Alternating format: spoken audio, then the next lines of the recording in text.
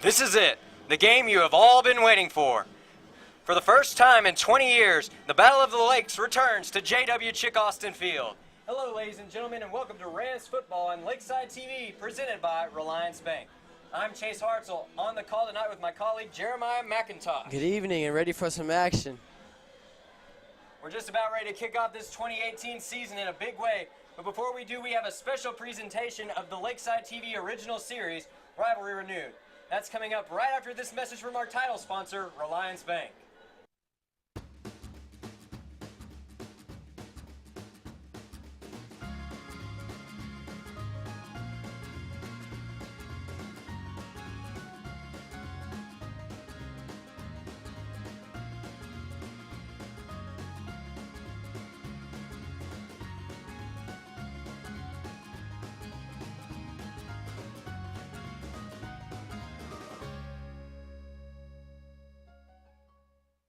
Excitement.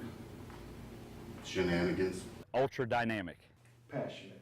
Clash of the Titans. As far as excitement and just enthusiasm, there's not a better rivalry than Lakeside Lake Hamilton.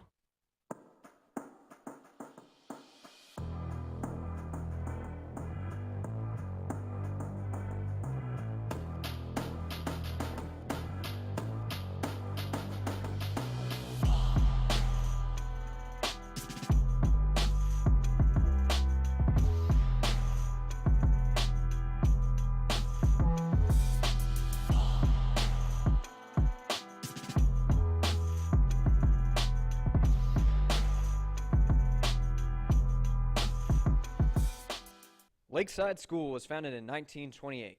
19 years later, another school surrounded by a lake opened across Hot Springs, Lake Hamilton. When Lake Hamilton finally got a football program in 1966, a showdown between the two schools with crosstown ties seemed imminent.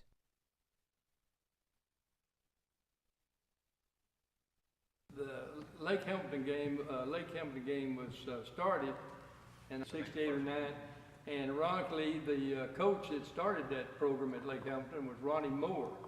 And he was a graduate of Lakeside and a basketball player, but never played football. Legendary Lakeside coach Chick Austin played a big part in the forming of this rivalry. When it started, he was the coach at Lakeside, and Ronnie Moore was alumni, and he and Ronnie were friends. And Frank Spanauer played for Coach Austin here also, and played quarterback. And I think that in itself, I think, helped in the player relationship as a rivalry. The game did not start out as much of a tradition as it is today.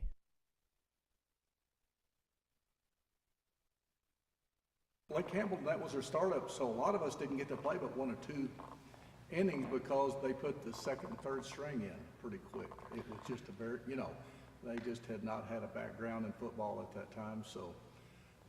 A few years later, different story, but the first few years they were a pretty weak team. But one game in 1979 changed everything.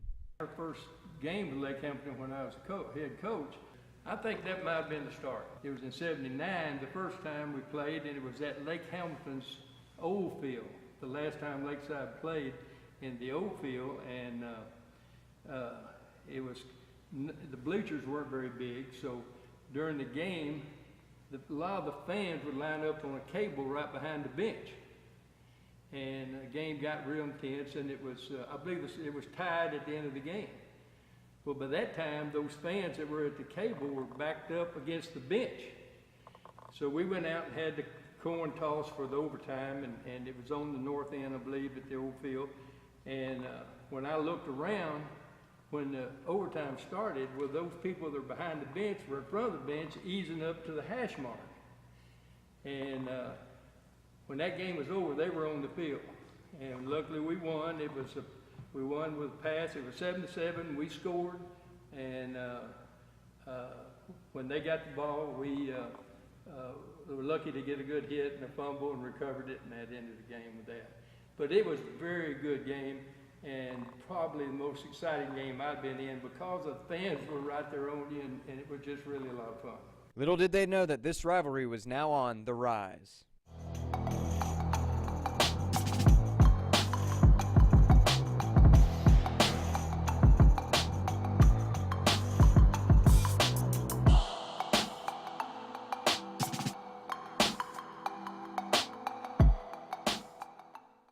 What do you eat? Wolf meat. Ram meat. How you like it? How you like it? Raw, raw, raw.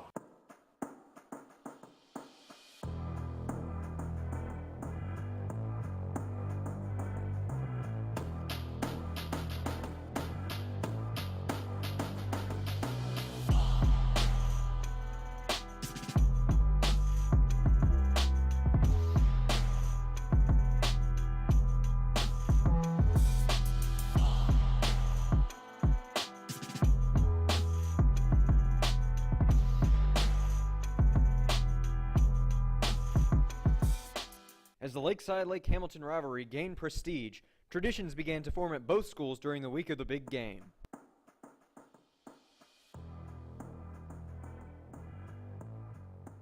Even from when we were kids, they would be all over the place, like cheerleaders and pep rallies and stuff.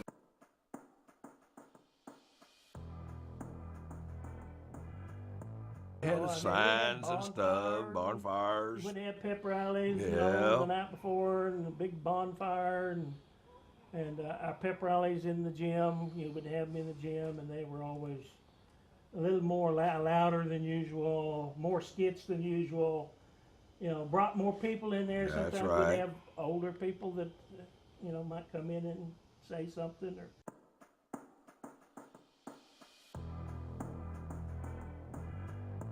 They, would have the week of Spirit Week before the Lakeside game, and one of the days that I do remember they had was Rich and Cool Day, because to Lake Hamilton at that time, they thought Lakeside was the rich and cool, the preppy, and of course Lakeside had the hillbilly days, and they thought we all had on cowboy boots and drove trucks and that sort of thing. So one of my favorite moments as a teacher on Rich and Cool Day was I had a student. He walked in just in his normal clothes on Rich and Cool Day, and I said, "You didn't dress up for Rich and Cool Day. What's the deal?" He said, "Yes, I did. I wore socks." And so he had socks on with his shoes, and normally he didn't wear socks, and so that was his version of being rich and cool. Lakeside head coach Paul Humphreys also noticed a change on the field. Lake Hamilton started increasing their play, and we're getting better and better every year. Actually, when Lake Hamilton beat us, and then at our place, and then when we went back over, then we won that game. This back and forth trend would continue until 1984, when Lake Hamilton began to assume a role of dominance in the rivalry.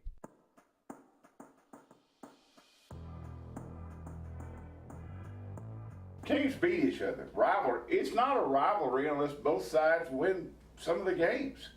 You can call it everything you want to. But in the last few years, when you look at all those one team winning all the games, that's hardly constitutes a rivalry. It's up to both. It's up to the team that's not in power, so to speak, to make it one. Once again, a single game was able to change the entire course of this rivalry.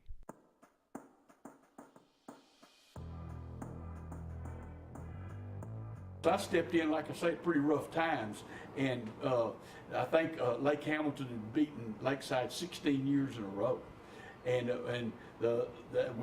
we beat them. We beat them 13-12, and came down to the very last part of the game, and it was just great. We made a goal line stand to stop them, and then we. Of course, we were up 13-12, but we made some great plays defensively.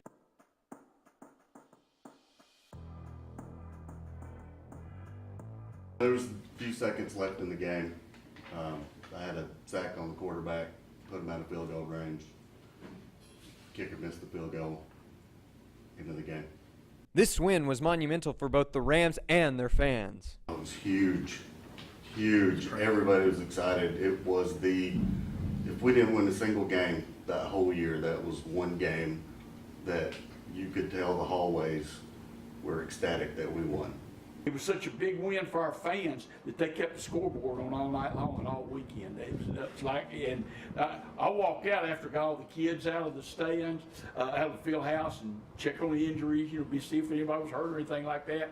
And there was still hundreds, if not thousands, of people still left in the stand. And I stayed up here till 12:30, 1 o'clock, and they didn't want to turn the lights off. It was that big of a win for our fans. By this time, the rivalry had risen to its greatest height yet, but with every rise, there must come a great fall.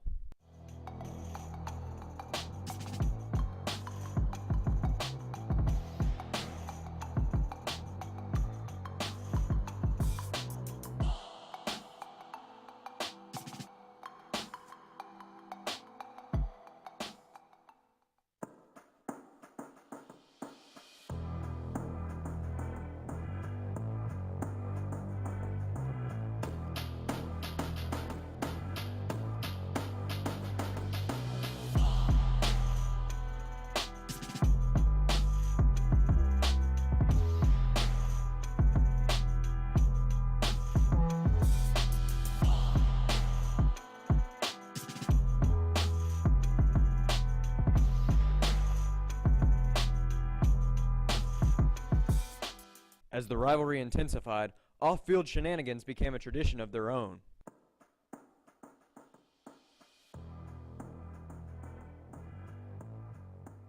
Shenanigans were definitely something to look forward to every year. We would always plan that Night before. way ahead of time. Yeah, that was. I think a lot of people look forward to that almost as much as the game. Eggs, anything like that. Yeah. Spray Yeah. paint. But Yes, there was some other stuff. A lot of other stuff. Over time, it seemed to some these shenanigans were detracting from the game as a whole.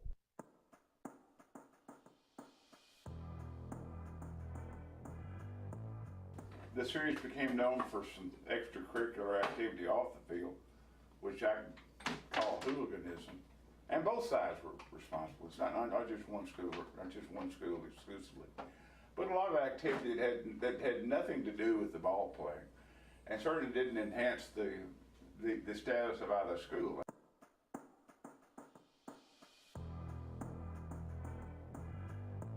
Goofing off and what was supposed to be building your own team up got carried away a little too far.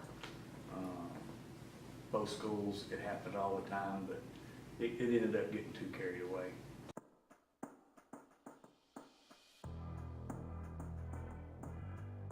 We would have played it every year. It just got out of hand, but it wasn't the athletes that caused this rivalry to go down the drain. It was it was people that weren't in school and people that were in school that weren't playing. There was always nothing but a lot of admiration and respect on the field on both sides of the ball when we played.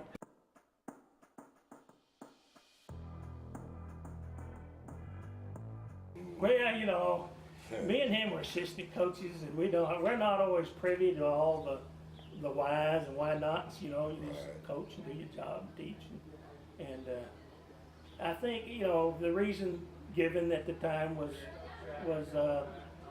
there's too much stuff happening during the week before the game, painting and vandalism. Out of the school system. Yeah, outside the school system. Yeah. There was too much of that going on, they felt like. Okay, so that was the reason we were given. In 1996, one of these shenanigans included the killing of a German Shepherd dog by Lakeside students, an act that was retaliated against a year later by Lake Hamilton students.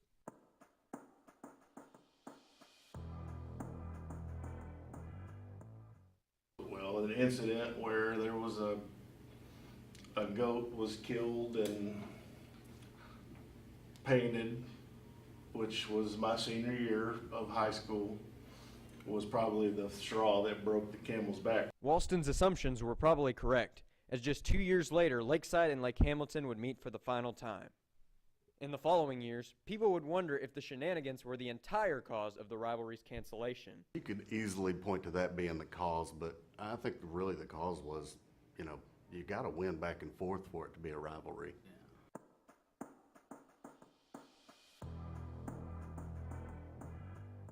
It was just the lopsided nature of the game.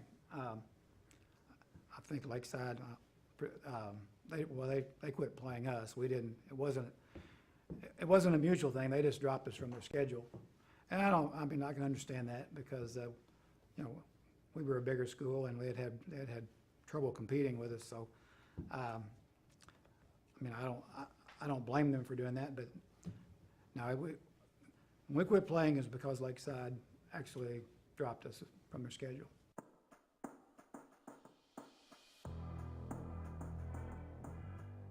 There were some bad things that happened, or things that you see as a rivalry, but you know, you have that statewide. You'll have people stealing a rock in Murfreesboro. Pocahontas, I believe, Pocahontas Walnut Ridge played, and they had a bell, and they would vandalize each other's field and steal things. Those are things that happened at Lakeside and Lake Hamilton rivalry, and that's what makes a rivalry game. Others have taken neutral positions on the topic.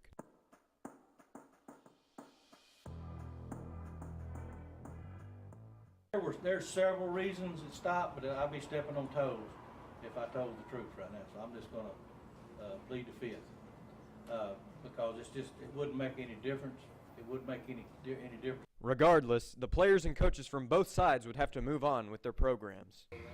That's probably over our head. Yeah, like I say, that's the administrators. They're the ones that made that decision. They make that decision, you know. Yeah, the we school just boards. do whatever they tell us to do. That's our job. That's right. So, you know, we can find another game to and play besides that one. That's right. You know, life goes on. For nearly 2 decades, fans would desire just one more matchup between the two squads. 19 years after their last matchup, they are finally receiving the revival they have been asking for.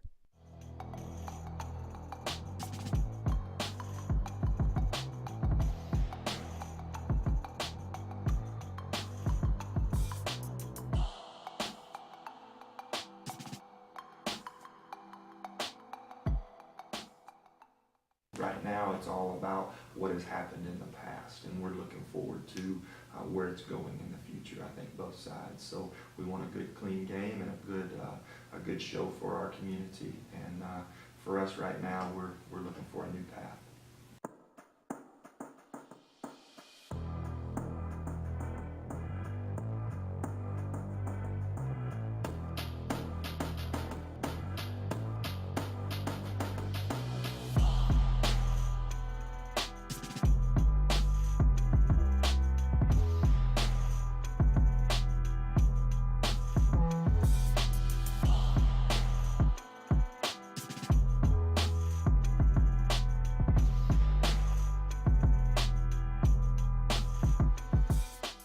In 2017, it was announced that Lakeside and Lake Hamilton would meet in football in 2018 for the first time since 1999. In preparation for the big game, many have reflected on the importance of this rivalry.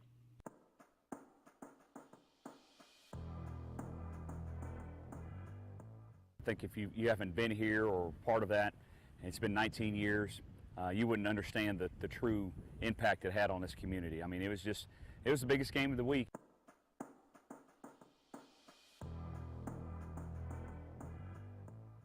It's still for the kids. Oh, yeah. All of it's for the kids, you know, their sake. You know, rivalries, you get to bring back people that hadn't been here in 30 years. I'm even talking to people now that's talking about coming back just for that one game. You know, it's a rivalry, and that's what it's supposed to be. You know, you hear all the negative, and it really is not that much negative because kids are kids. You know, no matter if it's one game or the next, you know, they just gonna be there, and that's part of it. So I'm glad to hear it come back. That's one of the reasons I want to come to the interview today, because it is coming back, and it needs to be. The kids in town are around each other all the time. They know each other by first names, you know, and it's all about the kids and the people that built programs, and they get to come back and see their programs and see all the things new things that have happened, and it's glorious. It's just glorifying.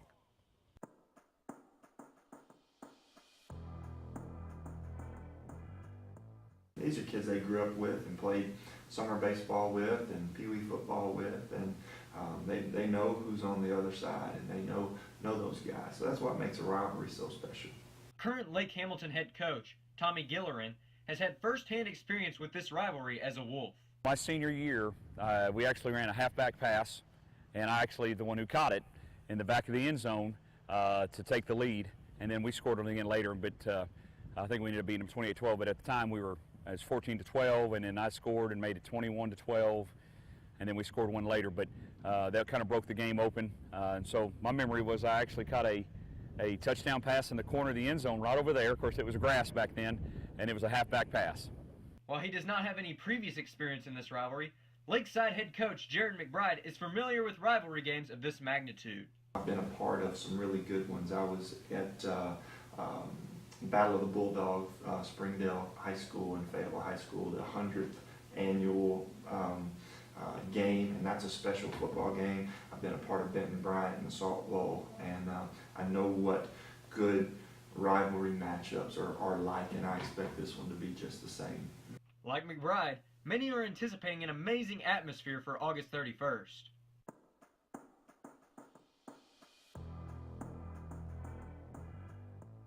Coach McBride has done a great job over here. I know Coach Gilleran's got the people out there really excited. You know, he's an old school Lake Hamilton guy, and got the people really excited. Got the kids coming back out, and you know that's what they need. And you know that's what people need around here is just the kids that are here competing against each other.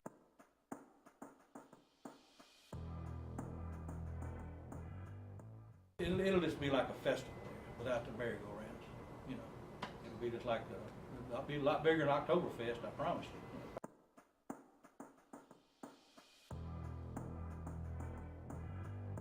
My brother Jason and I both have all of our kids. His two have graduated now, but I have 3 kids here at Lakeside. I'll have a senior, a junior, and a freshman this year.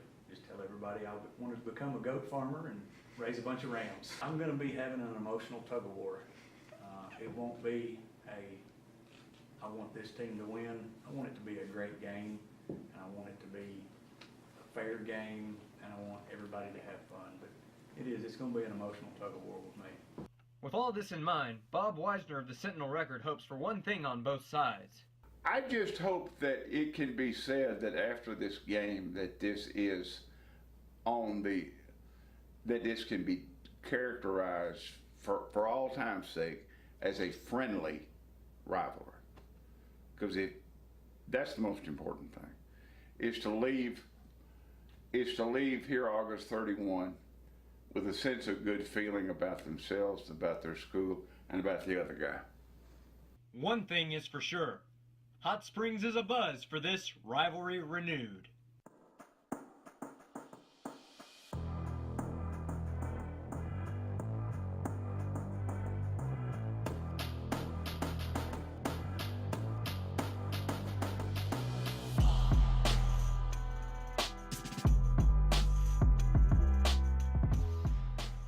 You have been watching the history behind the amazing rivalry of Lakeside Lake Hamilton. Now, witness history in the making as Lakeside takes on Lake Hamilton at Chick Austin Field for the first time in 20 years on August 31st at 7 p.m. That game will be covered exclusively right here on Lakeside TV, with play-by-play of all the action down on the field. Thank you for watching, and enjoy the game.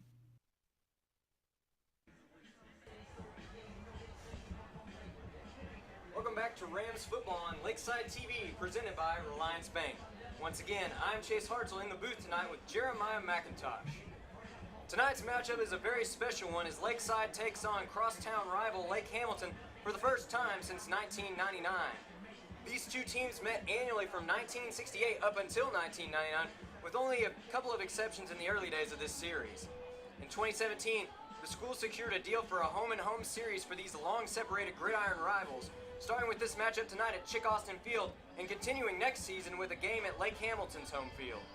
Tonight, the Rams will look to claim their first victory over the Wolves since an iconic 13-12 win back in the '96 season. But tonight is not only about the past, it's also about a great modern matchup that sees these two schools possibly as even as they have ever been. In just a minute, we'll send you down to the field for a special performance by the show band of Lakeside and the Lake Hamilton Power Band. But before we do, we at Lakeside TV would like to thank the following for their contributions. First, we would like to thank Reliance Bank for being the title sponsor of tonight's program. We'd also like to thank National Park College for sponsoring all the replays in tonight's broadcast. In addition to those, we would also like to thank Greg Orr Auto Park for their sponsorship of tonight's broadcast. Last, but certainly not least, we'd like to thank the school board for the continual support they have provided to this program. Once again, we'd like to thank all of these sponsors for help making tonight's broadcast possible.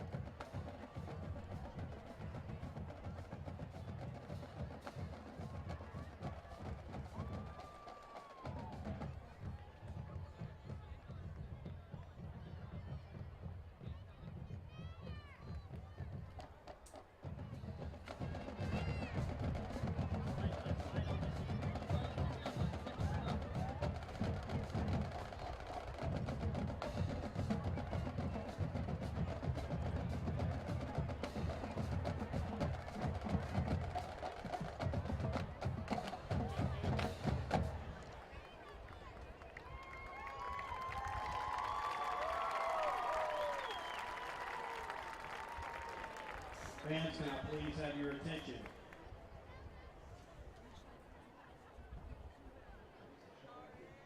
The Lakeside School District. The Lakeside School District and Lake Hamilton School District have partnered with the Hot Springs Police Department and fire departments and Garland County Sheriff's Office to ensure enjoyable and safe evening for tonight's game. In the event of an evacuation, you'll leave the stadium and exit nearest you. All exits have been marked with large red signs that have personnel in green safety vests to help guide you. Please take a moment to familiarize yourself with our exits. You can leave through any of these at any time. However, you can only enter the stadium through the main entrance. Wolves, I'd like to personally welcome you back to Chick Austin Field. Enjoy your evening and go Raiders. Hello fans and welcome to Chick Austin Field for tonight's game, which is sponsored by Bank of OZK. Heath Chambers here, voice of the Rams. I'll be calling play-by-play for you this evening with the assistance of my eyes, Shane Weatherford. First game of the 2018 football season, right here for your Lakeside Rams against the rivalry renewed against our crosstown Lake Hamilton Wolves. Let's all get behind our Rams and show how much we support them. Now please stand and direct your attention to the flag for the national anthem, which will be performed by both bands.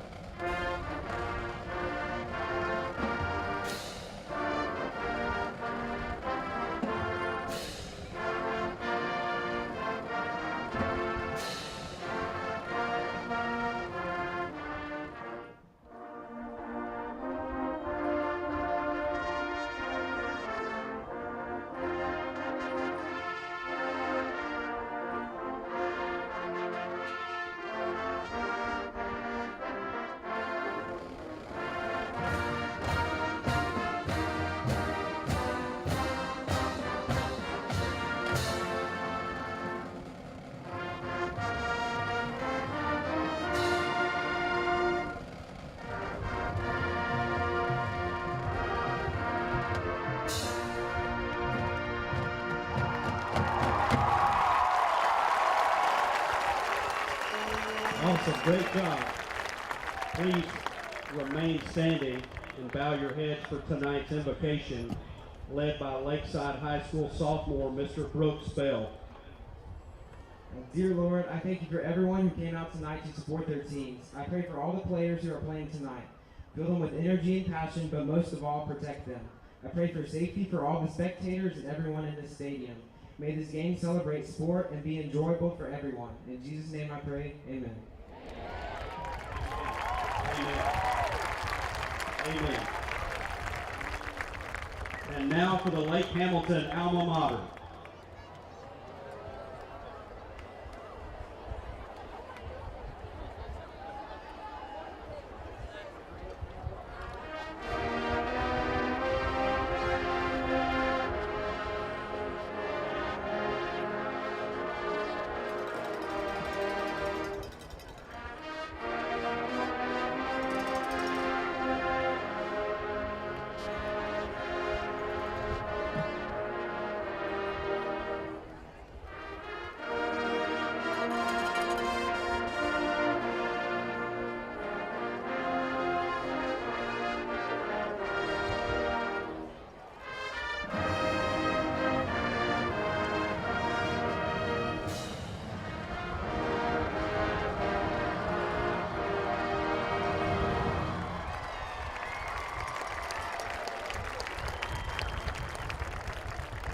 Now here is the Lakeside alma mater performed by both bands.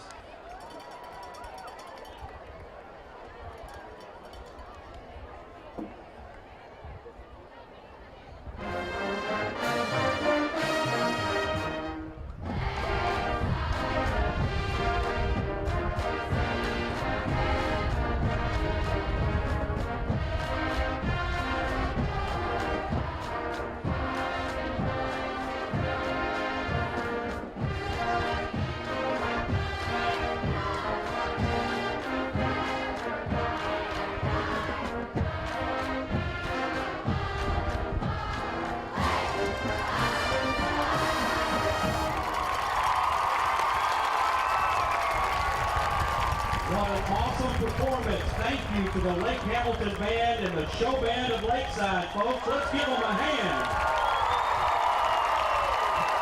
Great performance.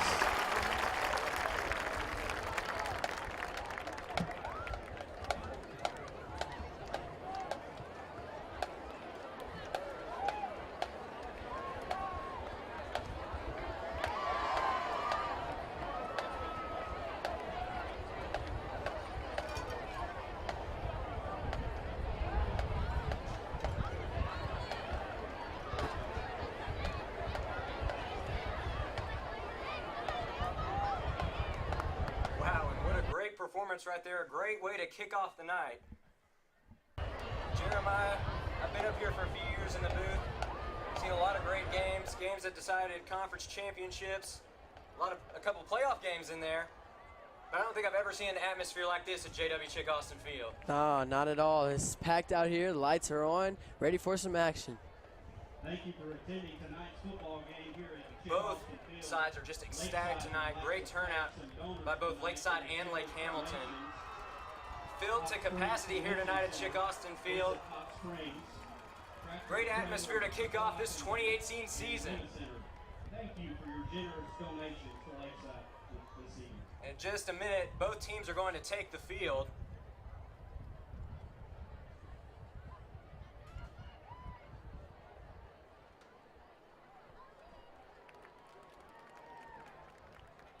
Tonight's game is sponsored by Bank of the OZK. Bank of the Ozarks is now Bank OZK. New name, same commitment to you. Bank OZK is here to help you understand your financial needs and get things done. Visit ozk.com to learn more.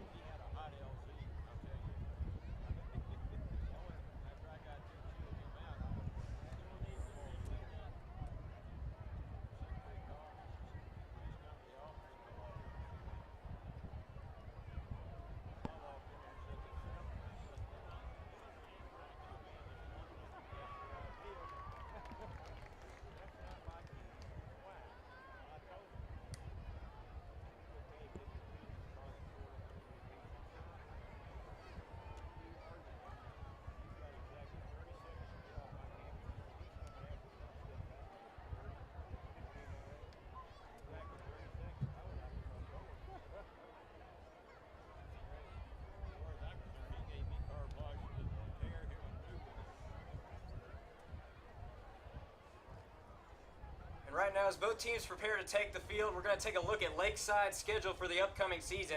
Of course, tonight kicking off with this big game against Lake Hamilton, and then they're going to be on the road for a little bit, going over to Fountain Lake, who they haven't played in a few years, have a history with that program, and then they'll meet Malvern on September 14th. That is also an away game. Of course, last year was a classic. It ended up in a heartbreaking shootout for the Rams. They lost that one 67-58. The Leopards were led by senior quarterback Demias Jimerson. After that, they'll kick off conference play on September 21st with an away game at Camden Fairview. That's one that Coach McBride likes to point out every season will be a big game in determining how the season goes forward from there. After that, Lakeside has a two-game homestand starting with Magnolia on September 28th and concluding with Texarkana on October 5th. After that, it'll be an away game at Hope, and then they'll be back home for a three-game homestand starting on October 19th with DeQueen. And then on October 26th, they'll play McClellan, and then on November Second, they will be playing Hot Springs here at home.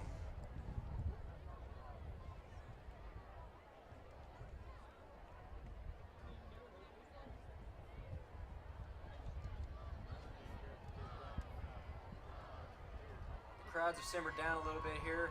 Sort of a calm before the storm as both teams prepare to take the field. You can already feel the momentum building.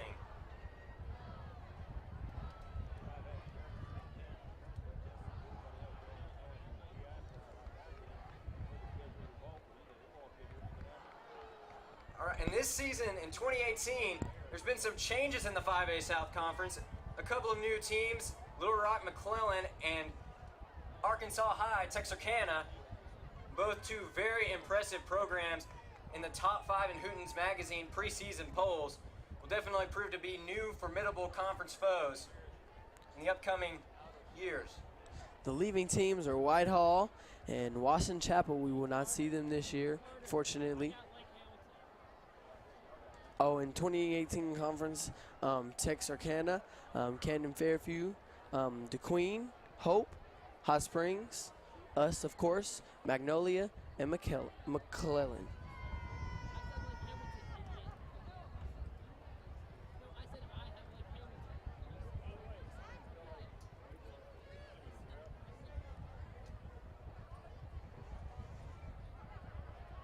We'd like to thank the Lakeside alumni for feeding the boys today in the pregame meal. Thank you, Lakeside alumni. We really appreciate it.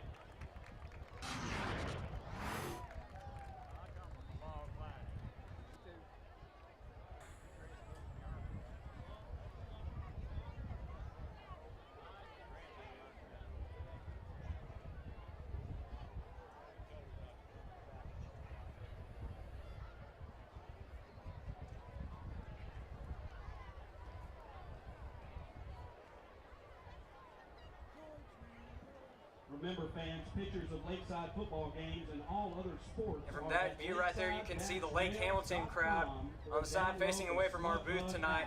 On your phone. Full crowd over there, full crowd on both sides. Again, Chick Austin Field at max capacity tonight. Definitely one of the greatest crowds this stadium has ever seen. The team captain's now walking out on the field.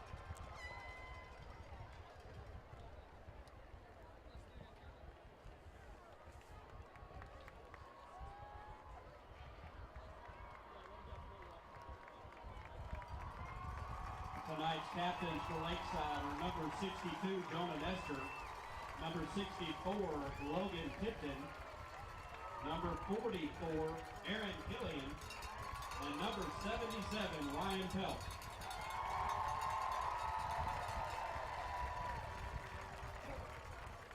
For Lake Hamilton captains, number 20, Caden Kemp, number 21, Kanan Williams, number 27, Ray Hemp, and number 50, Cameron Newton.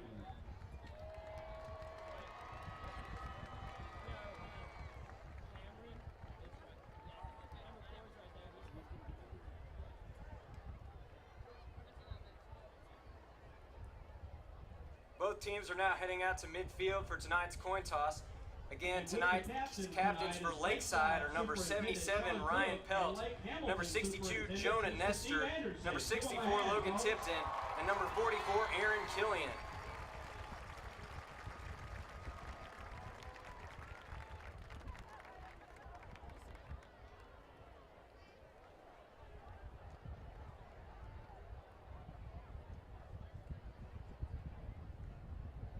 Now a handshake at midfield, a sign of the great respect these two schools have for each other. About to have the coin toss.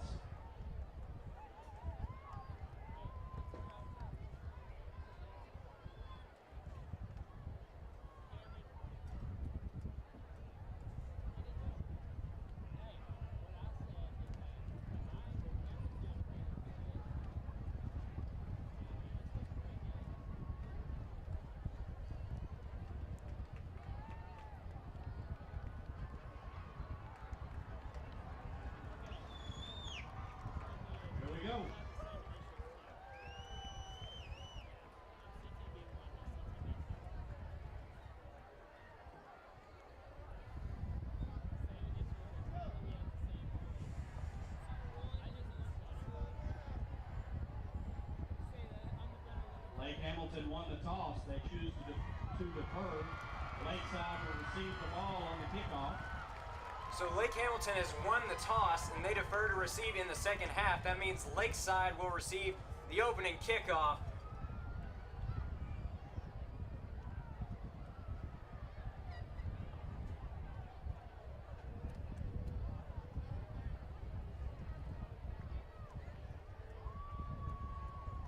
And there you can see the Wolves getting riled up for tonight's matchup.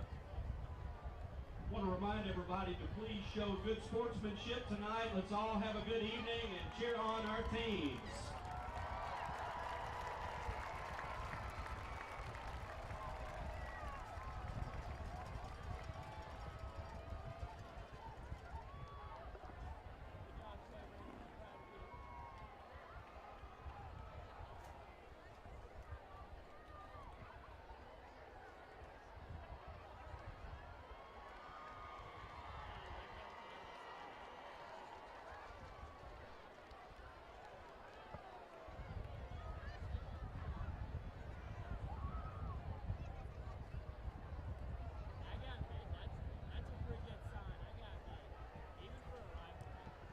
Very creative run-out sign tonight for the Lake Hamilton Wolves. Really a throwback to the older days of this rivalry. That was always a big tradition in the earlier meetings of this series.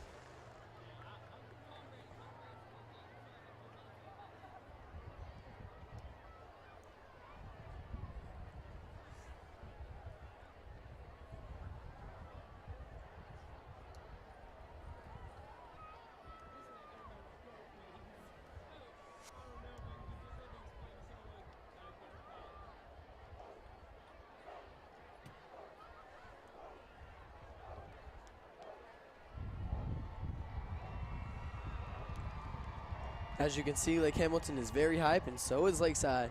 They're finna run out, and we're gonna get this game on the road.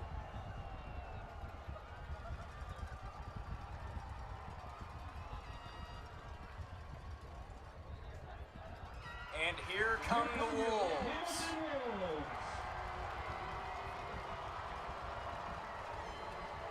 The Wolves are led tonight by head coach Tommy Gillerin. Gillerin led the Wolves to a playoff appearance in his first season. He had a 5-6 record at the school in his first year. And here come the Rams.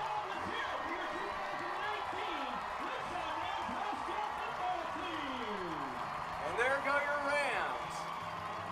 Rams, of course, led by head coach Jared McBride. They are coming off of 2 conference championships in the past 3 years. Had playoff appearances in all of the last 3 years. The prestige of this program just building and building with every year. This is Coach Dick Austin.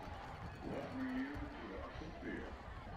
Home of the Lakeside Rams since 1949. There's no better place to be on Friday night than a high school football game. It's Friday night. Let's go Rams. It doesn't get much better than kicking off a season with the words of the legendary coach Chick Austin himself. Fans, are y'all ready for some Friday night under the lights?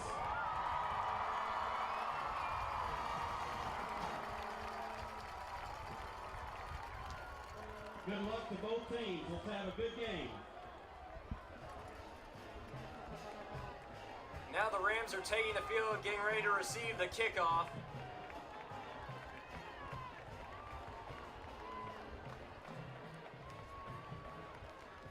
Back deep to return, it's going to be number 2, Richard Gaston, and number 17, Keelan Fleming, both of them seniors. There you can see number 11. Sides all set up to receive the kickoff. Back deep for the Rams, number 17, Keelan Fleming, and number 2, Richard Gaston. Kicking off for Lake Hamilton, number 41, Jordy Morales.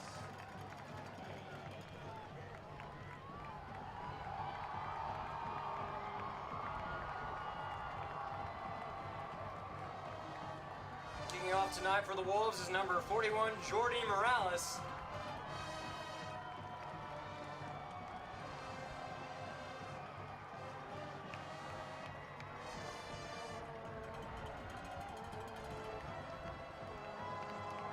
He's got the ball teed up. The fans are on their feet. And here we go.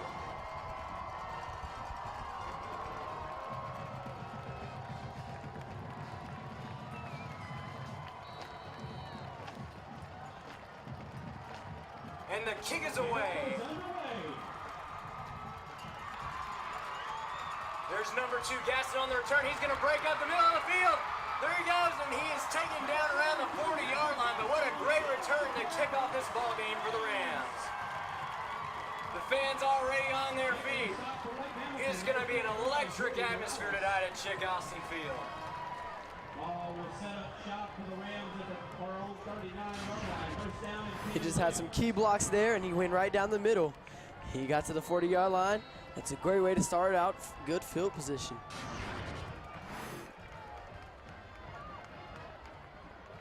So in the backfield here is number 12, Taylor Gillum, and number 31, Dorikus Ferguson. Quick shift before the snap. There's a fake. Gillum's going to throw up the middle, and it pass complete to Keelan Fleming. An unbelievable catch by Fleming to start off this drive. And the Rams are into enemy territory with the first play. at the 34-yard line of the Wolves. That gives Lakeside another. Beautiful fake, had the defense caught. And the throw. Beautiful catch by Keelan Finley. There's the snap to Gillum. He's going to give it off to Ferguson this time. Ferguson going on that right side. He's going to be taken down about a yard past the line of scrimmage. Dorikus Ferguson carrying the ball for Lakeside. Making the stop for the Wolves, number 21, Kanan Williams. Kanan Williams. He's second down and 9 for Lakeside. The ball be Tonight at the helm for the Rams is senior quarterback number 12, Taylor Gillum. Gillum, in his third year on the varsity squad, backed up Fisher Alexander in his sophomore year, started all the games last year as a junior, and starting once again here in his senior year. There's a snap to Gillum. He's going to throw it deep to Sawyer Lamb. Sawyer goes for the one-handed catch, but the pass is incomplete. Incomplete, intended for number 87, Sawyer Lamb.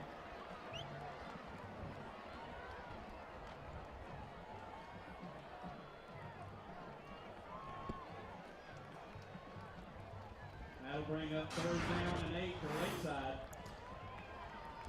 It was a great pass on target. I think he was trying to go for the Odell look there.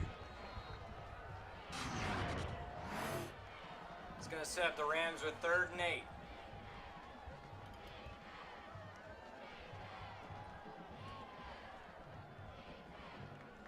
There's the snap. They're going to give it off to Ferguson. Ferguson trying to plow his way through, but he's going to be met right there at the line. 31, Dorikus Ferguson. And that's going to bring up 4th down here for the Rams.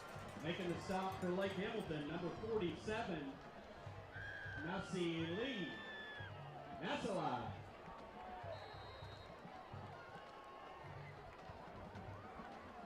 So it's going to be 4th and medium here for the Rams. 4th and 6 to be exact. Brings up 4th down and 6. And it looks like the Rams are going to go for it here. It's going to be Gillum and Ferguson again in the backfield. There's the snap to Gillum. He's going to look to throw. He's going to the right side. Pass is incomplete. In and out of the hands of number 24, Will Perigo, and it's going to be a turnover on down for the Rams. Incomplete, intended to number 24, William Perigo. Impressive stand early on there for the Wolves defense. Lake Hamilton will take over on downs. We thought we had a first down there, but that's all right. We'll get the ball back with the try to get a turnover on downs for this defense.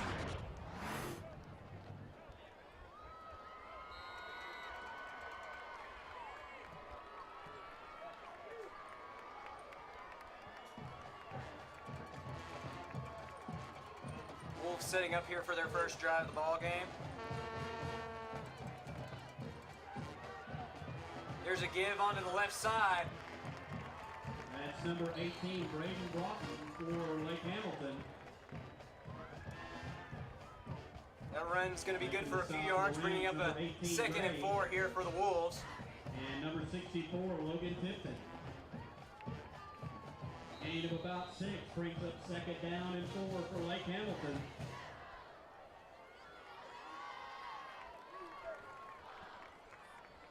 Looks like number 8, Caden Napier, will be starting off tonight for the Wolves at the quarterback position.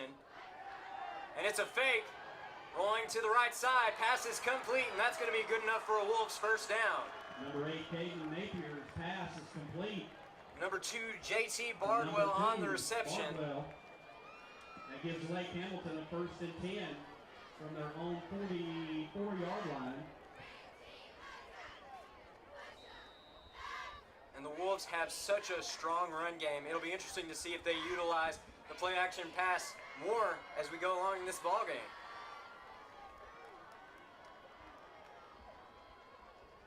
There's the give to Napier. He's going to hand it off here. It's number 18, Braden Broughton on the reception. Flag down on the play.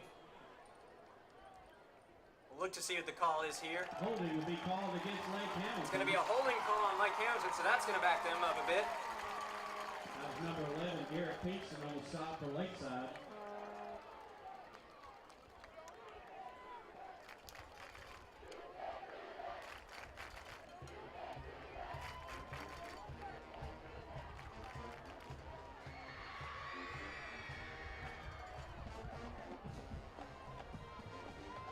That moves Lake Hamilton back to their own 31-yard line.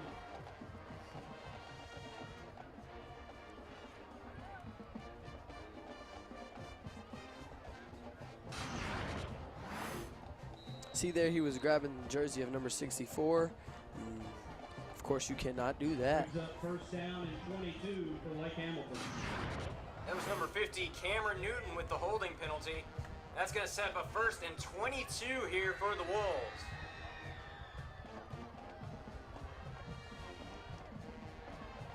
There's a give off to Broughton again. It's going to be a run down that left sideline. There he goes.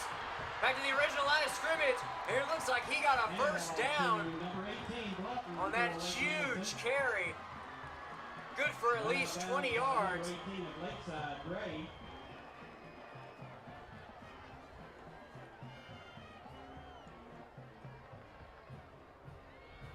They're across midfield down to about the 45. They're going to say he stepped out at the 45-yard line, and that's going to be good enough for a Wolves 1st down. They're now into Ram territory.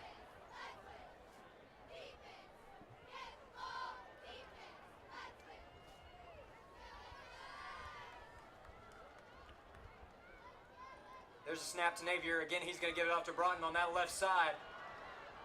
And there's a fumble down there on that left sideline. It looked like he fell on it, though. And off to number 18 again, Broughton. Indeed, Broughton will recover his own fumble. Play. Close call there for the Wolves. Lake Hamilton recovers.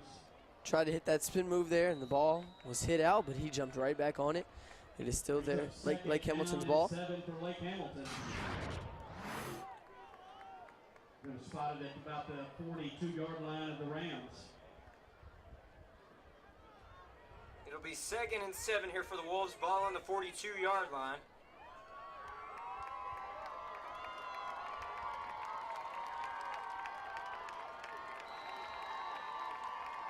Flag down before the snap. We'll see what the call is here. Flag on the play. Delay of game called. It's going to be a delay of game on Lake Hamilton. It's going to back them up 5 yards and set them up with a 2nd and 12. That's Lake Hamilton's 2nd penalty here in the early going.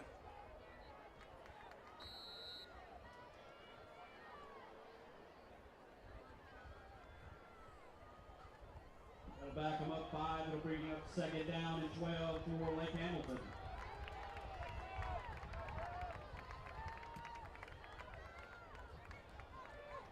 There's the give to the right side. It's Carlos Brewer. He's going to bullet his way through. Ball is on the ground. Broughton picks it up, and he's into the open field. And it's a touchdown for Lake Hamilton. What a wild play that one was. He scooped that one right off the ground, running right in the end zone. Touchdown, Lake Hamilton. What could have been disastrous ends up being very beneficial for the Wolves. And they're on top early here. It's 6-0.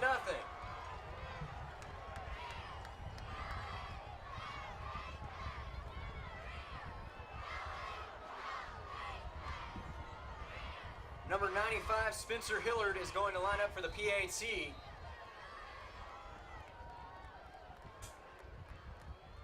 The kick is up, and it is good. So with 7:51 remaining in the first quarter of play, your score is Lake Hamilton 7, Lakeside nothing. It was a great toss, great run by Carlos Brewer, but it just slipped out there at the end.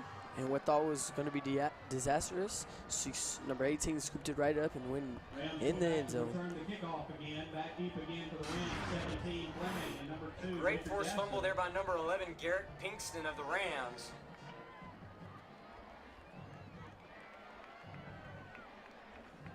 Fortunately, number 18, Braden Broughton, was there to scoop up the ball for Lake Hamilton, and he ran it in for 6.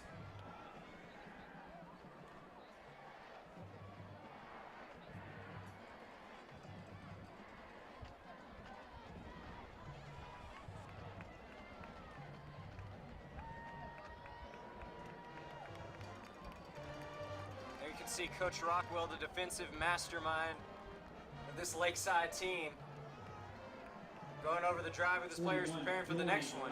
Kicking off for Lake Hamilton.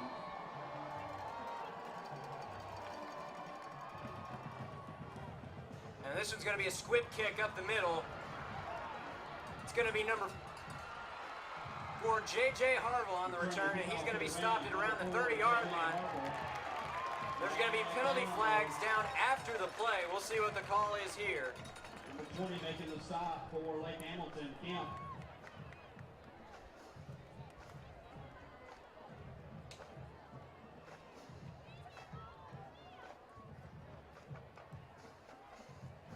Dead ball, personal foul called against Lake Hamilton. It's going to be a dead ball foul on Lake Hamilton.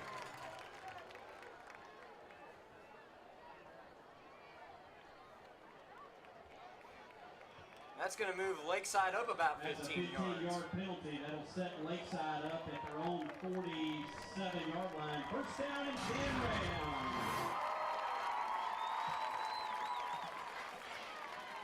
Yeah, he pushed him straight down. That's not called for.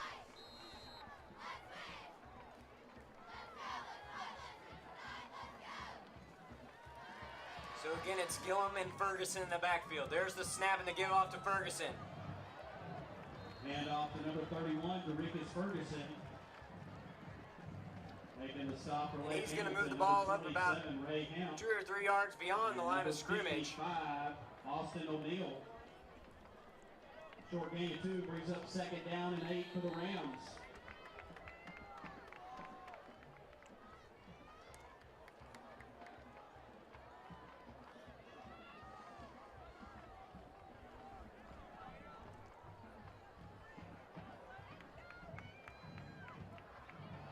And again, they give it to Ferguson. And again, he is going to be met close to the line of scrimmage by that Lake Hamilton defense. Great sportsmanship at the end of the play by number 21, helping Derickis up. Number 14, Justin Spear.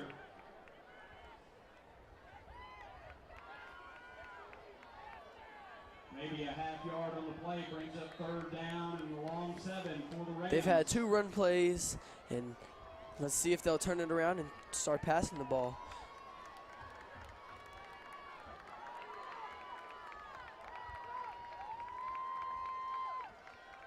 It's going to be 3rd and 7. Ball right there in midfield. Here's a snap to Gillum. He's going to look to throw on that right side. Pass is incomplete. Looks like it was deflected by number 21, Kanan Williams. Intended for number 17, Keelan Fleming. It was intended for number 17, Keelan Fleming, and that's going to bring up 4th down here for the Rams. For Lake Hamilton, that'll bring up 4th down and 7 for Lakeside.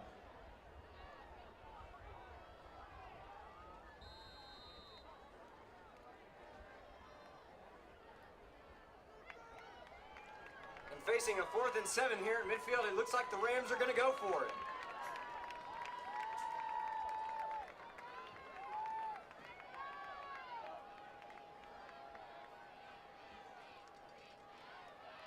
Gillum's going to get the snap here. He's looking to throw on the left side here. Pass is complete to Keelan Fleming. Number 12, Taylor Gillum's pass. And they're going to say it was good enough for a Lakeside first down.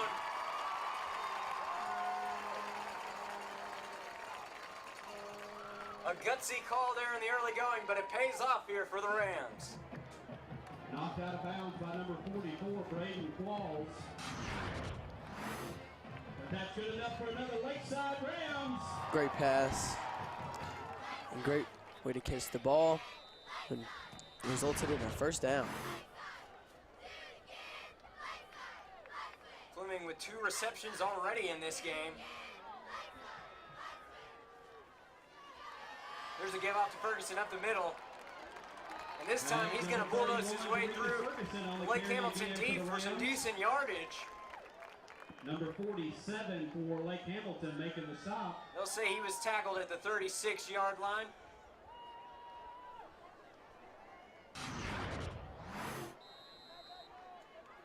They ran it straight up the middle. He hit his little juke move and tried to bully his way through to the first down. Also great blocking by the Lakeside O-line there.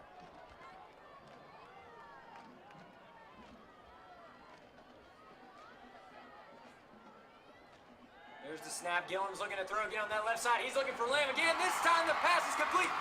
And he shakes off a wimpy tackler. They're going to say he's out of bounds at the 1-yard line. But still a great game there for the Rams. And that's going to set up 1st and goal. The sideline is high. What a great pass. He led him right to the wide receiver. And he threw off that tackle, but he tried to touch the pylon, but he didn't get it. Out of bounds at, I think, the 1-yard line.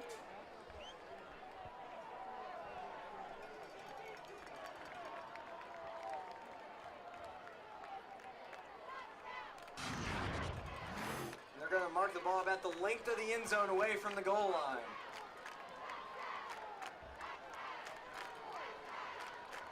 And it looks like the snap's going to come to Ferguson this time. Early shift down on the line. We'll see who it was. It's false start on the Rams.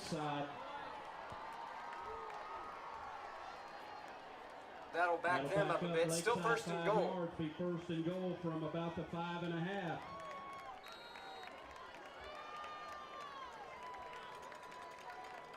Looks like the Rams will set up here in the same formation. Pinkston and Ferguson in the backfield. And there goes Ferguson on that left side. That's 31, Dorikas Ferguson. He's going to be stopped at about the 4-yard line. Making the stop for Lake Hamilton, Kanan Williams. Another great stop there by number 21, Kanan Williams, making a lot of great plays here in the early going.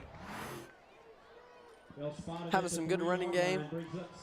Moving our way down the field. Hopefully we'll end in a touchdown to tie the game up.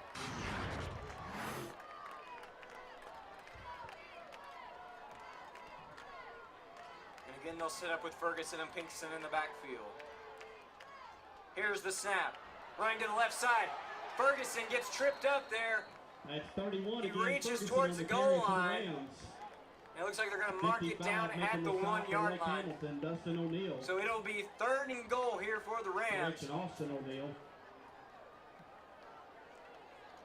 He's inside the 1. Just inches away from their first score of the 2018 season.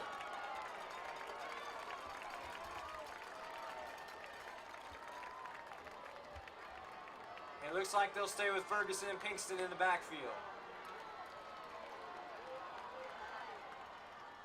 There's the give. Ferguson looking to bulldoze his way through. Touchdown, Lakeside! It was number 31, Dorikas Ferguson, powering his way through and diving over the goal line. That's another $50 for the Rams. And now the Rams are just an extra point away from tying up this ball game. Mortgage solution. Thank you, Top Flight Financial, for donating $50 for every Lakeside touchdown.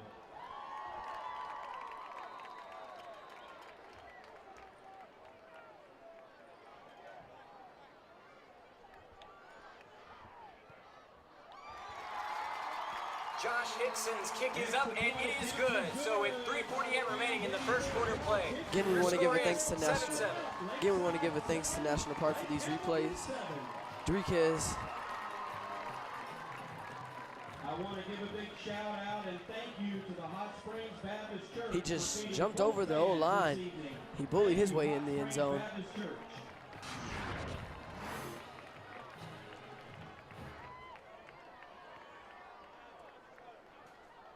Also, thank you, Lake Ice. You just donated quite a bit of ice. We really do appreciate it. Thank you. Both fan bases have been Lake Ice. ecstatic here tonight.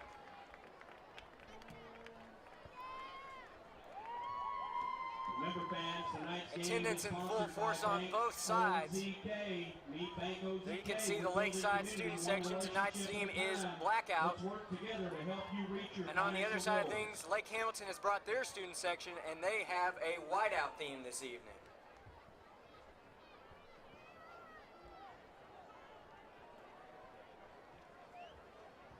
Tonight's kickoff is sponsored by Riser Ford. Thank you, Riser Ford, for sponsoring tonight's kickoff for Lakeside.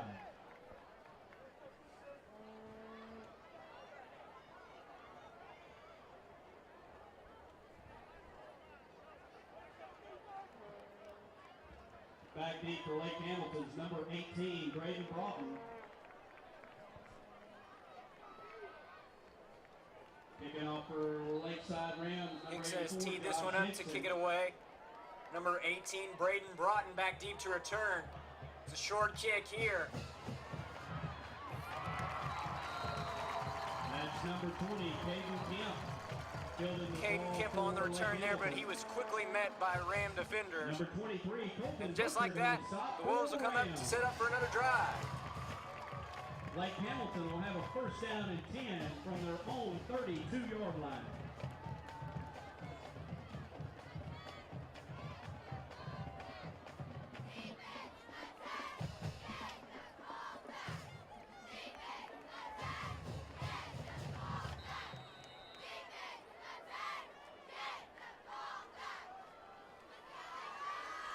Wolves had great success with their run game in the last drive. They also had quite a bit of success with the play-action pass. We'll see what they go with here on this drive. And it looks like they're going to go to that play-action pass. It was Napier rolling right there. He's looking for number 1, Blake Davis. But the pass is in and out of his hands, and that's going to bring up 2nd and 10 here for the Wolves. Had the play that Lake Hamilton wanted, but he tried to run before he had the ball in his hand.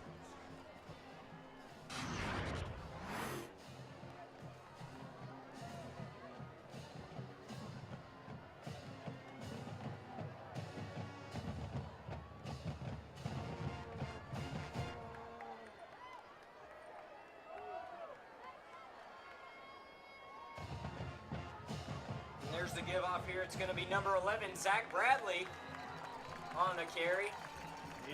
Zach Bradley has Lakeside ties. He was a student here a few years back. Making the stop for the Rams, number 20, Reese Turner.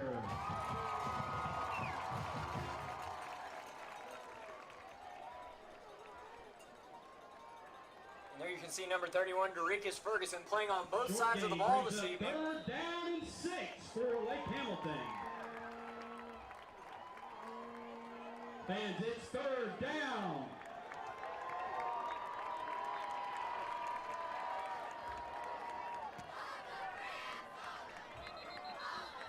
Penalty flags down on the play here. Flag on the play. We'll see what the call is.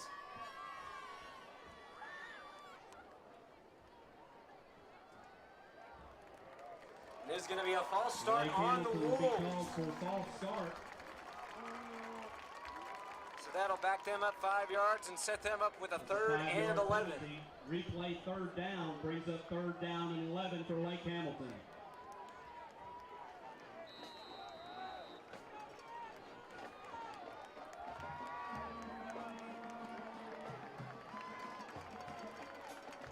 It looks like it's going to be Napier and Brewer in the backfield here on 3rd and 11. Napier looking to throw. He's going to dump it off to Brewer here on the halfback pass.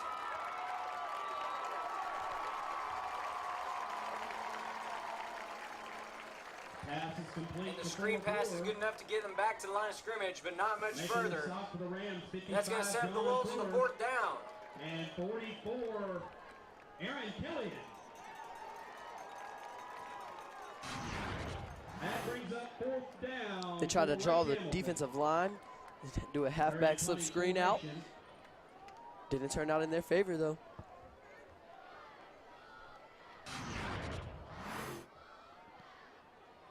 Lake Hamilton decided to punt the ball away. It's going to roll all the way inside the 30-yard line. For Lake Hamilton. There is a flag on the play. Penalty flag down on the play. Holding called against Lake Hamilton. It's going to be a holding penalty on Lake Hamilton.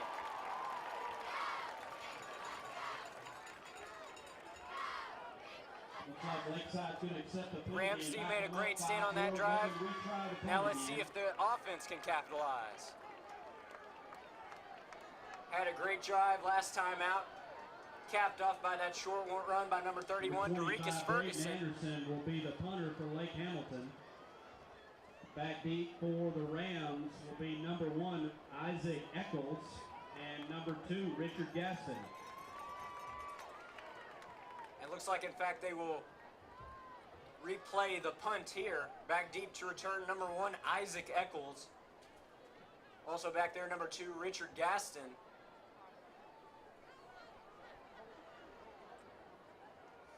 That back to Lake Hamilton all the way back up into their own 16-yard line.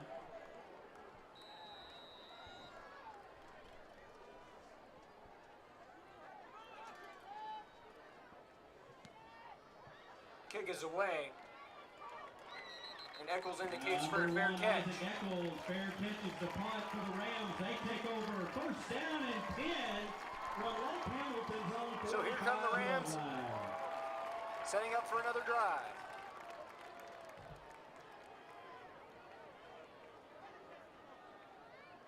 Big thank you again for some donors for tonight. Their generous donations.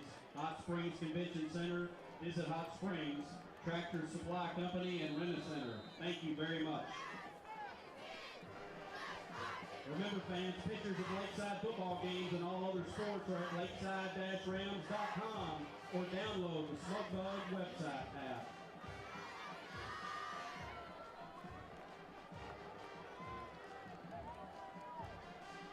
So it'll be 1st and 10 here for the Rams. Ball on the 45-yard line. There's the snap to Gillum. He's going to look to throw, and the pass is intercepted. Number 12, Taylor Gillum's pass is intercepted. Looks like the ball was deflected as it was thrown. It's number 14, Justin Spear on the INT. And just like that, the Wolves offense is back out on the field.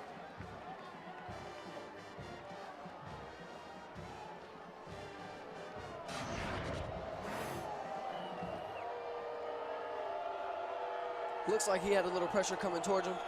And the ball was just a little wobbly, and it was picked off. The cornerback happened to be there.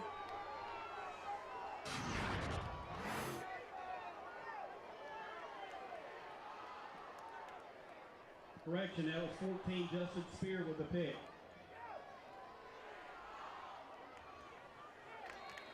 Number 18, carrying for Lake Hamilton, Braden Broughton. Making the stop for the Rams, number 44, Aaron Killian. No gain on the play, brings up 2nd down and 10 for Lake Hamilton.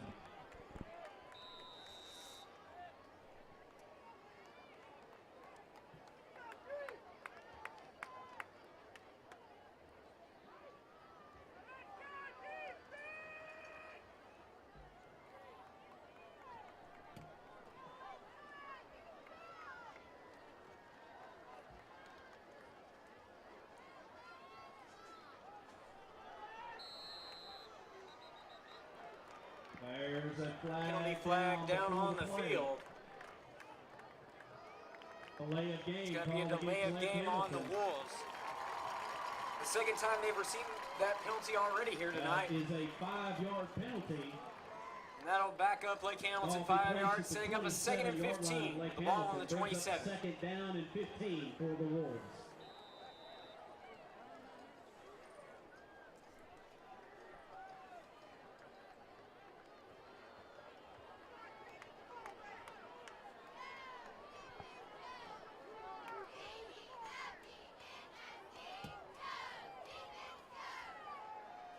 Napier looking to throw. Looks like he connected with number 20, Caden Kemp. Number 20, Caden Kemp. That's going to be good enough for a decent gain. Making the stop for the Rams, number 26, Ian Shelley. Of course, they went to their play action playbook. Third down and 3 for Lake Hamilton. They connected. Pretty good catch in traffic right there.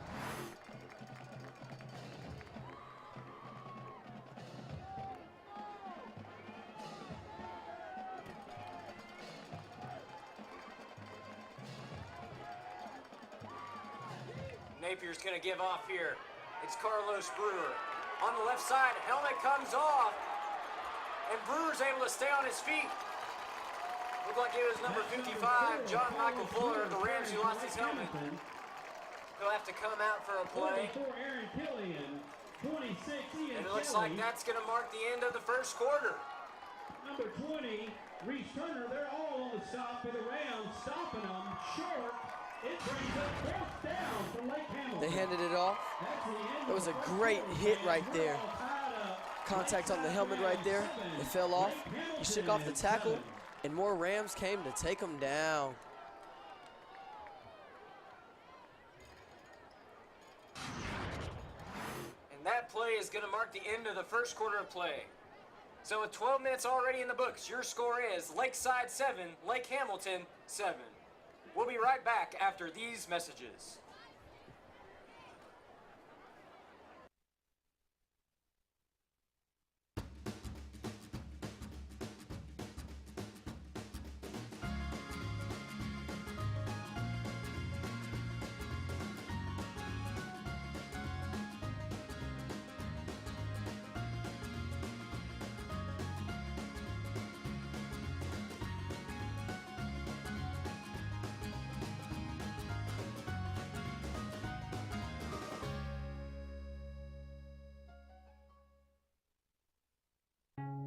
Before you can find your potential, you first have to find your path. At National Park College, our mission is to help you do both, with a university experience that's close to home. With career-focused education, help with job placement and a variety of programs to choose from, and a cost that's less than half of four-year universities, National Park College can put you on the path to a better education. Visit NP. And another thanks to Reliance Bank for our title sponsors and National Park for our replays. We'll start off the second quarter with a punt. Lake Hamilton's number 25. This one is going to roll inside the 10-yard line. Be downed at the 8-yard line of Lakeside by number 12, Lane Warwick. Great punt by the Wolves, setting up the Rams with some tough field position.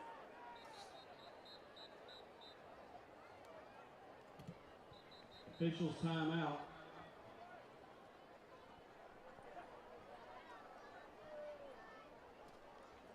We have an officials timeout on the field here.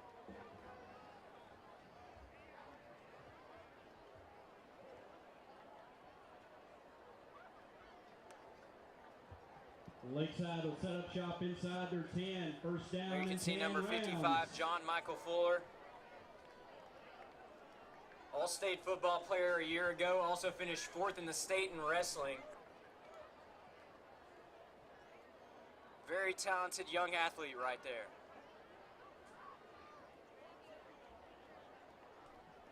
Also very gifted in the musical arts. He actually played Professor Callahan in Lakeside High School's production of Legally Blonde a year ago.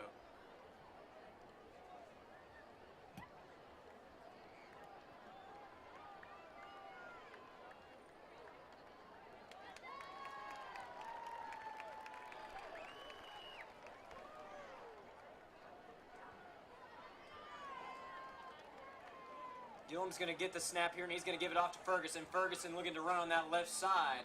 Hand off to number 31, Derekus Ferguson for Lakeside. Making the stop for Lake Hamilton, number 18, Braden Broughton. Lake Hamilton's done a great job so Gain far of this 3 evening on of the play, containing the brings up Rams' run second game. down and 7 for the Rams.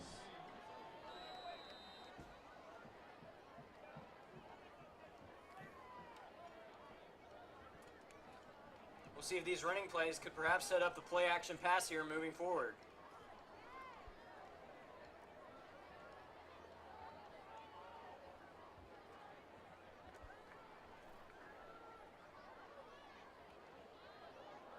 Looks like it's going to be an option run there. That's 31, Gillum giving it off to Derekus Ferguson there at the last minute. He's going to be able Lakeside. to move forward for a yard or two. Number 27, Ray Hamp.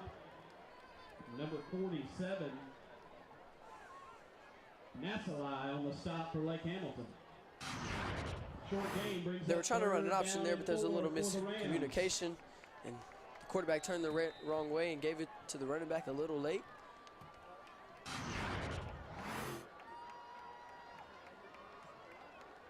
He did a great job of making something positive out of what could have been a loss.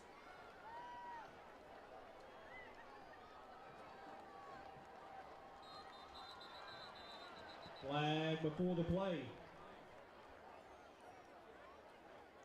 Flag is down before the play. It's going to be False start a called false against start the on Rams. the Rams. Now back them up 5 yards and set them up with a third and The 9. 5-yard penalty brings up third down and 9 for Lakeside.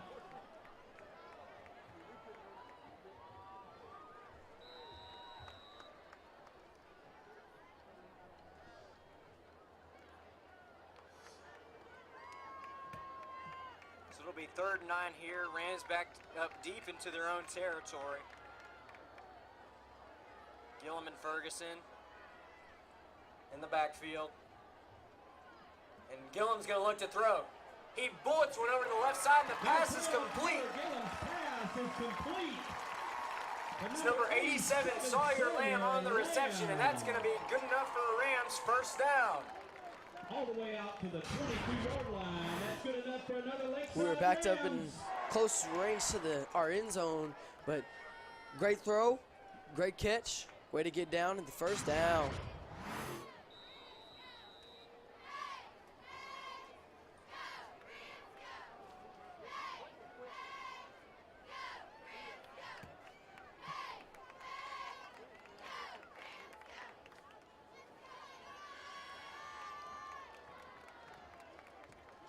Gillum's going to get it again. He's looking to throw. Pass is complete. It's number 24, Will Perigo, the sophomore, on the reception. And that's going to be good enough for a modest gain.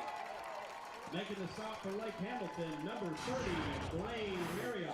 Good play call by the coach, good execution of the play, and good hit by number 30. The 5-yard gain brings up That was second Blaine down and Marriott 5 for on the Rams. tackle, and what a milestone there for number 24, Will Perigo, his This is first timeout. reception We in have a varsity player high down school on the football. field.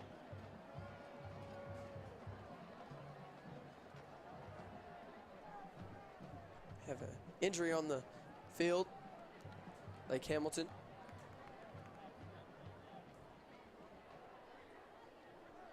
I'd like to thank the Lakeside alumni again for feeding the boys in the pregame meal today. Thank you to the Lakeside alumni.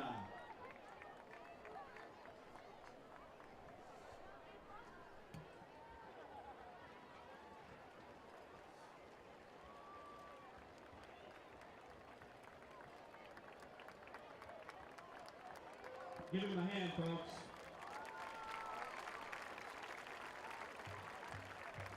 Remember, fans, need to deposit a check but can't find time to come to the bank? No problem. Bank OZK can help you turn your smartphone into a drive-through with mobile check deposit.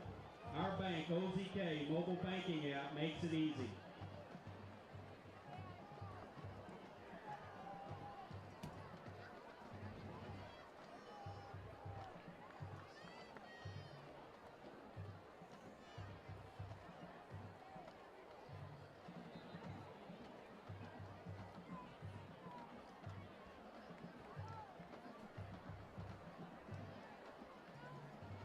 Be sure to stick around for halftime. We have a great halftime show for you this evening.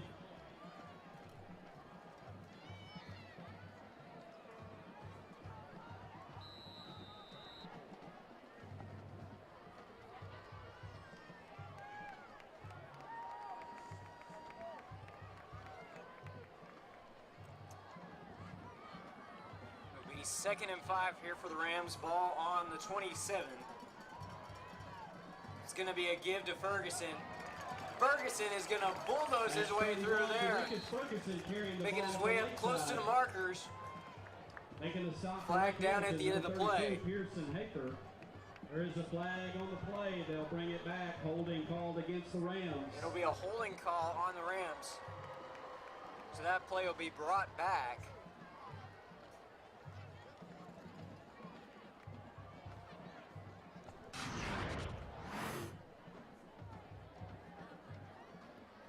It's a 10-yard penalty. Yes, it was a hold by Keelan Fleming. Yeah, more like a takedown there.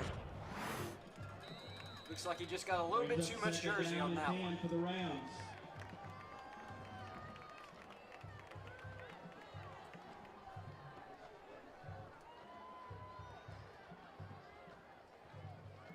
Had a shift there back in the backfield. And Gillum's going to snap, looking to throw here. He's looking for Fleming on the left side, and that pass is complete.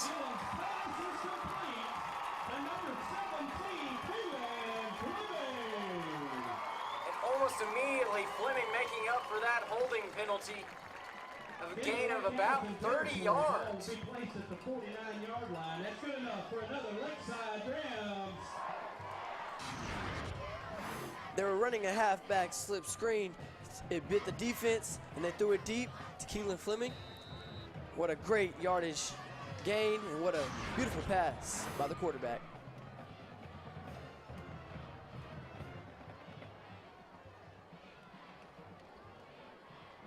And it looks like it's going to be number 1, Isaac Eccles here on the run. Number 1, Isaac Eccles for Lakeside. Making the stop for Lake Hamilton, number 21, Kanan Williams. Hayden Williams. Speedy sophomore is going to get 6 yards on that one. That's going to bring up 2nd and 4. And there you can see Coach Rockwell already game planning for that next drive on D. Brings up 2nd down for the Rams.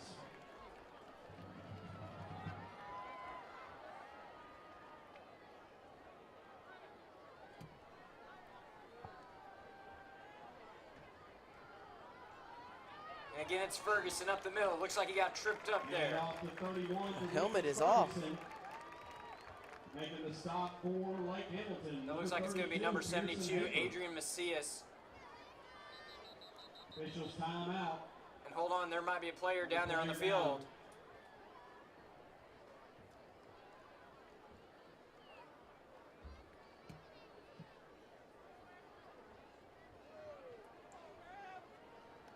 Looked like Ferguson might have been down there for a second, but he's right back up.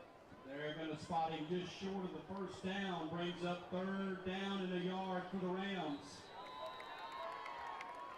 They spotted him just shy of the first down. It is now 3rd and 1.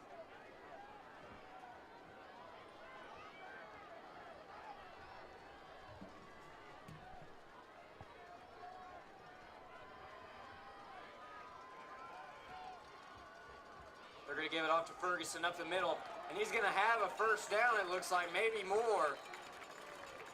Handoff to number 31, Dorikus Ferguson, right up the middle.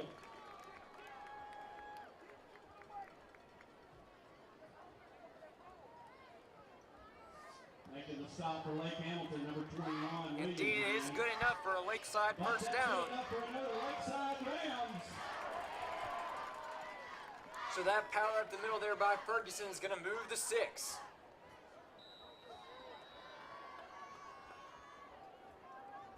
There you can see the Lake Hamilton student section with their whiteout theme this evening, contradicting Lakeside's blackout theme. And the pass is complete there. It looked like it was number 2, Richard Gaston, on the reception. That's going to be good for a gain of over 30 yards, and it'll set up the Rams with a 1st and goal. What a play action. 32, Hafer making the stop for Lake Hamilton. Again, the defense a bit down on the running play. And great catch in traffic. Good enough for another Lakeside Rams.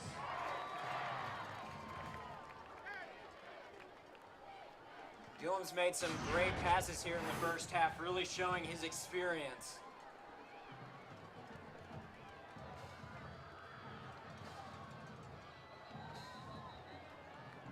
Penalty flag is down. It's going to be false start on the Rams. They'll back them up 5 yards. It'll be 1st and goal this time from the 13. You can see number 68, Calvin Ward, talking with Coach Rockwell. Ball will be placed at the 13-yard line. Looks like they're going over the next drive.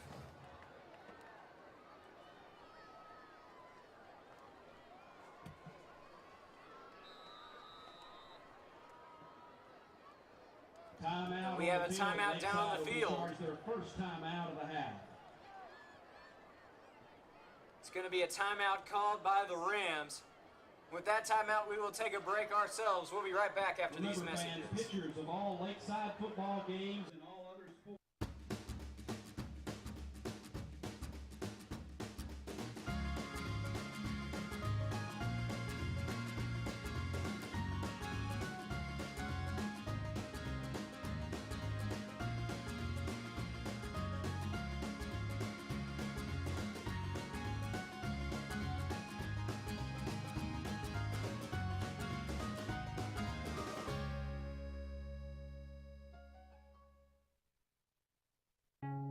Before you can find your potential, you first have to find your path.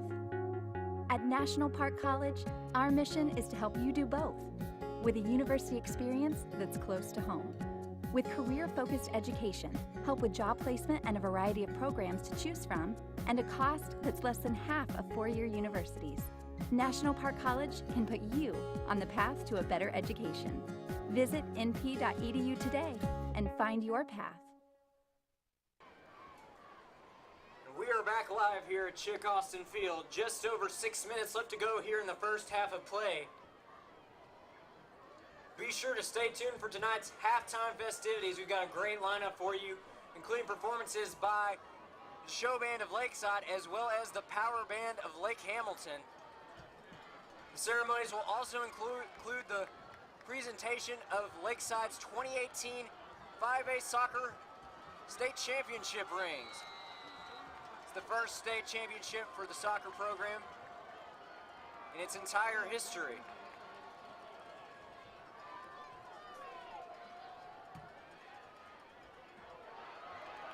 Ferguson's going to bulldoze his way up the middle here. He's going to get inside the 5, down to the 4. 32, Pearson Hafer. They're down inside the 4, brings up 2nd down and goal for the Rams. And inside the 5 here, 2nd and goal. We've had some strong runs tonight. Here's another one. Enriquez finding his blocks and hitting the holes. Behind number 55.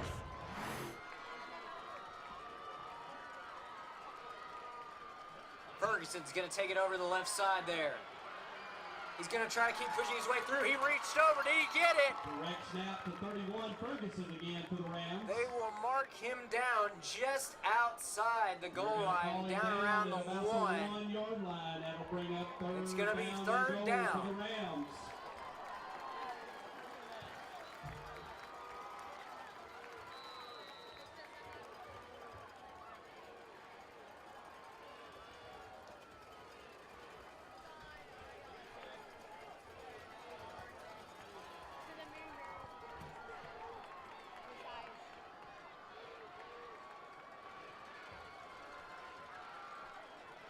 There's a run up the middle by Ferguson. Looks like he might have got it there. Still waiting for a call. Fans eagerly waiting for the call in anticipation. Everybody on the edge of their seat. Waiting on the call. I think that is a touchdown. Referees are going to be conversing. Here's the replay. Get a closer look at it. And they will call it down inside the 1. So it'll be 4th and goal now for the Rams.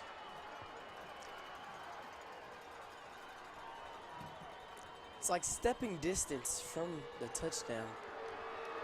Gonna call him just short of the goal line. They're the nose of the football away from yet another score. This one to take the lead. We have a timeout down on the field. Lakeside will call their second timeout of the first half. Once again, we'd like to remind you to stay tuned for tonight's halftime festivities, including performances by both bands, as well as the presentation of Lakeside Soccer's 5A state championship rings for 2018.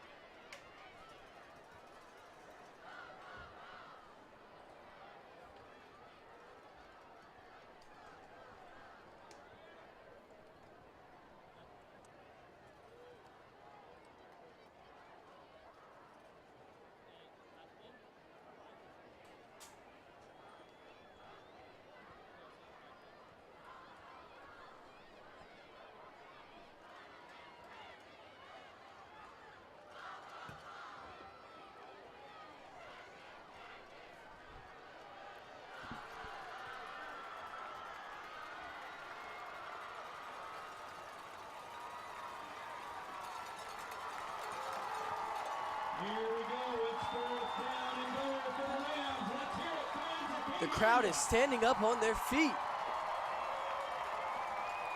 And this booth is actually rattling right now.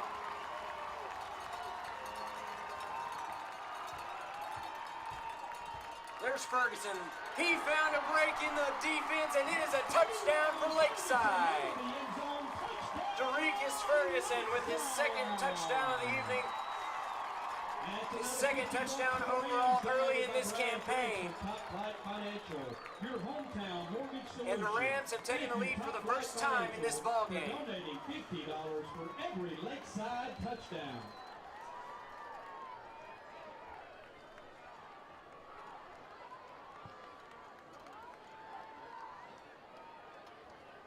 It looks like Hickson will be lining up for the kick here.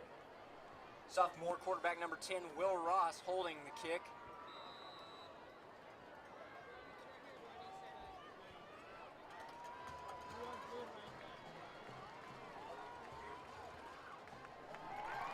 The kick is up and it is good. So with 4:11 remaining in the second quarter of play, your score is Lakeside 14, Lake Hamilton 7. Very key blocks on this. The hole is as big as day. You cannot miss it. Great pull by number 11.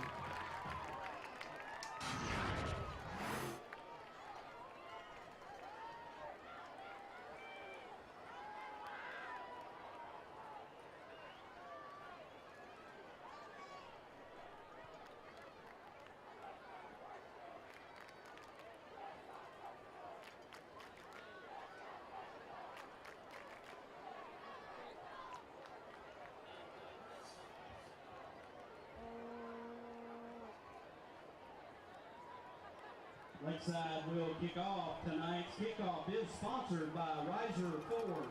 Thank you, Riser Ford, for sponsoring tonight's kickoff for the Lakeside Rams. 84 Josh Hickson set to kick off. 18 backbeat for Lake Hamilton. Hickson's got the ball teed up here, looking to send it away. This is a pretty nice kick. It's going to be caught at the 20.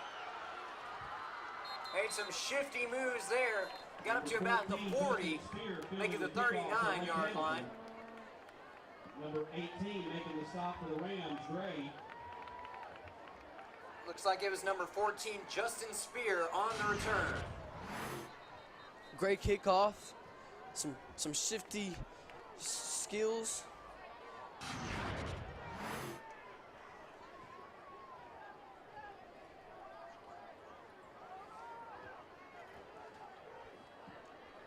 We have an official's timeout. We have a player down. An official's timeout is called.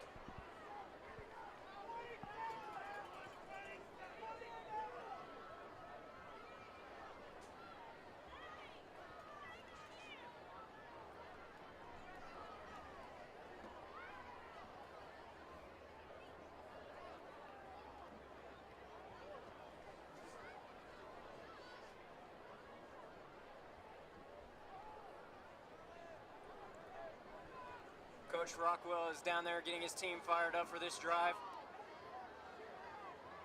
He has a lot of experience with big games such as this one with his experience in high school football down in Texas.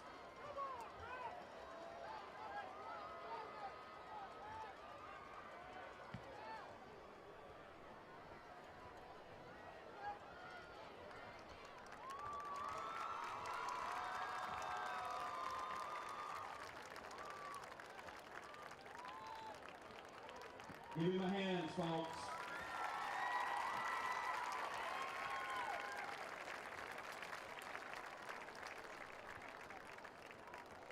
Got some handshakes and high fives going on down on the line there. Another display of the great respect these two programs have for each other. Lake Hamilton has the ball, first down and 10 from their own 39-yard line.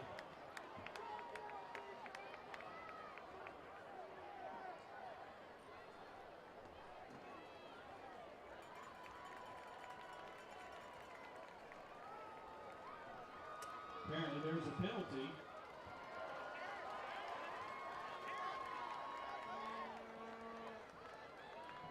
Now they're going to start from the 25. First and 10, Lake Hamilton.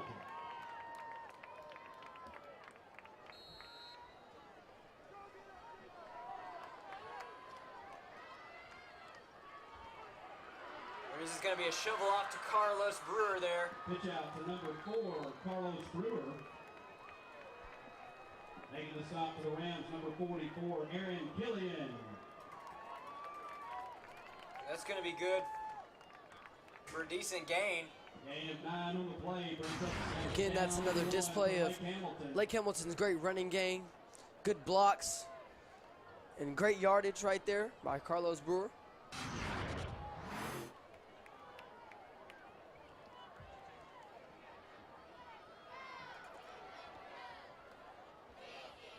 Handoff again to number 4, Carlos. Looks like it was another handoff there to Carlos Brewer. This one's going to be good enough for a Wolves first down.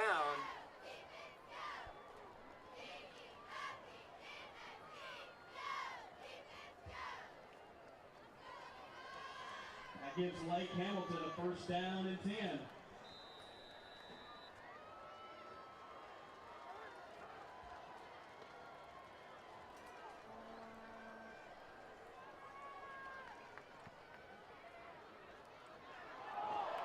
And the ball is out. Fumble on the play. We'll see who got it.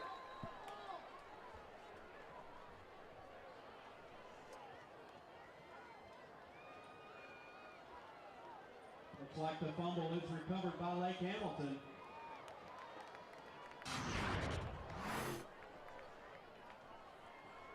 Again, in traffic, the ball came out. Officials timeout. We do not know who has it.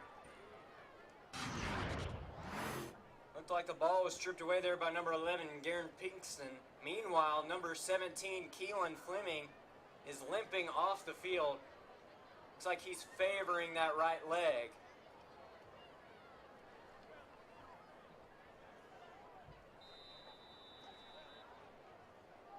Hopefully it's nothing too severe and we'll see him back in this ball game very soon.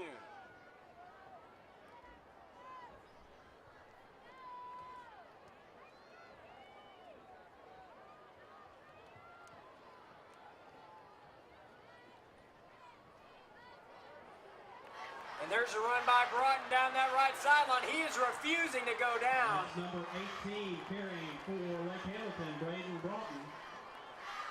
And making the stop for the Rams, number 18, Gray. Big game for Lake Hamilton, gives them a first down and 10. They did the running game. It was a reverse. Great blocks. The defense didn't know what was coming, and he set the speed on boost.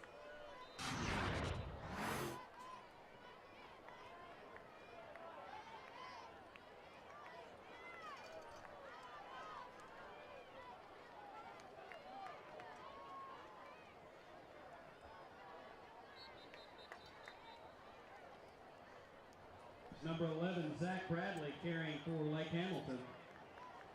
Making the stop for the Rams, number 55, John Ford. It's going to be a short run there by Zach Bradley. Short gain brings up second down and 9. Stop made by Hamilton. number 55, John Michael Fuller.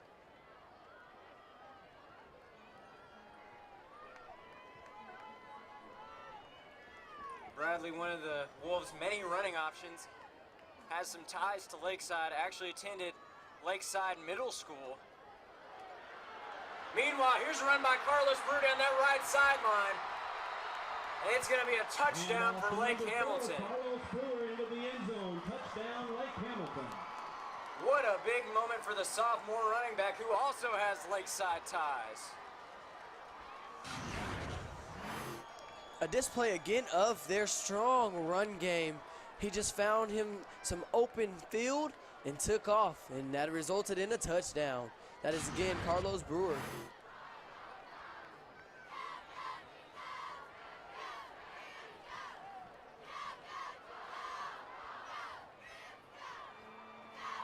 And the kick is blocked.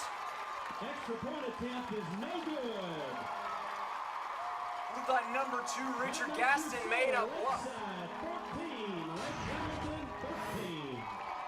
Just looks like the kicker, the holder didn't get a good hold of that one, and the kicker didn't get to kick it. It was no good.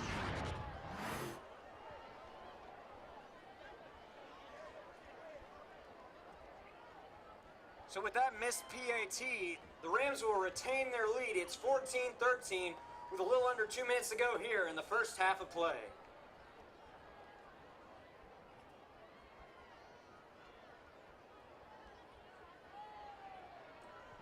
There you can see sophomore number 24, Will Parago, member of last year's junior high conference championship team. There you see number 87, Sawyer Lamb. He's made some very impressive receptions here in the first half of play, including that big reception that set up the Rams with their first touchdown of the ball game. Number 41 for Lake Hamilton, kicking off Jordy Morales.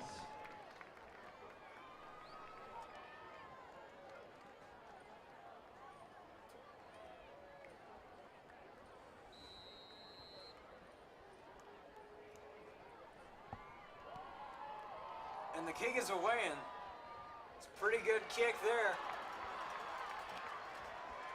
Receiving the kickoff for the Rams, number 2, Richard Looked like it was number 2, Richard Gaston on the return.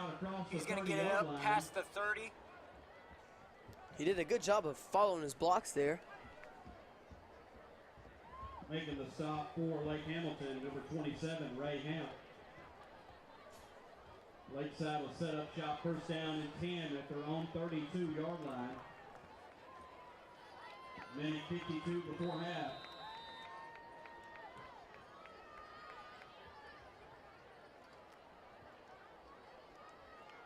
It's been a great atmosphere here tonight for the return of the Battle of the Lakes. This is also Lakeside's first true home opener since 2013. There was a quick shift there at the beginning of the play. Ferguson's going to run down the right side there, going to get a modest gain. Looks like it was a little short of the 40. Stop for Lake Hamilton, number 47, Nassala.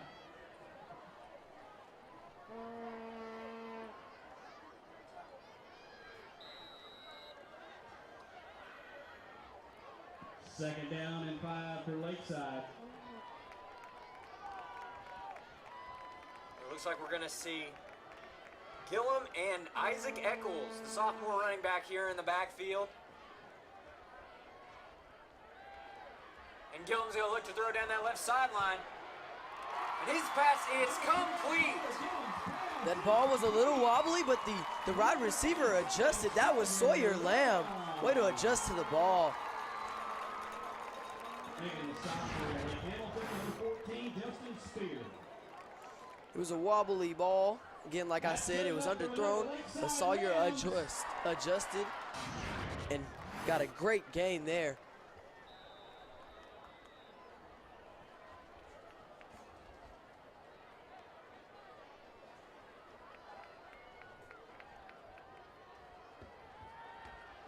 Gillum's going to look to throw deep again. And he had a receiver just, there's a lot of traffic. Well, not a lot of traffic, but couldn't really see over the defender and dropped that one. That stops the clock. We're at second down and 10 for the Rams.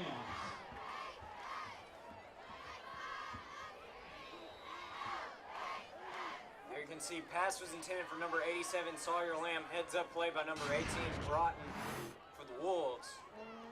He is also playing both sides of the field.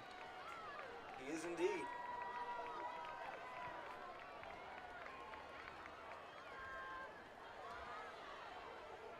It's going to be a quick dump pass.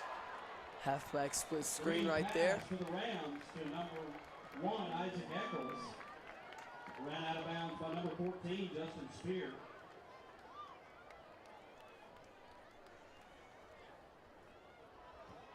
There's a penalty down, though. Will be holding called against the Rams.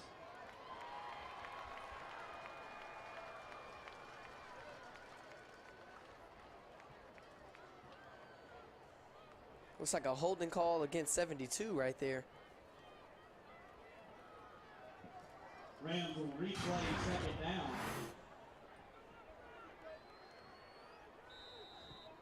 Yeah, he grabbed his top jersey. 16.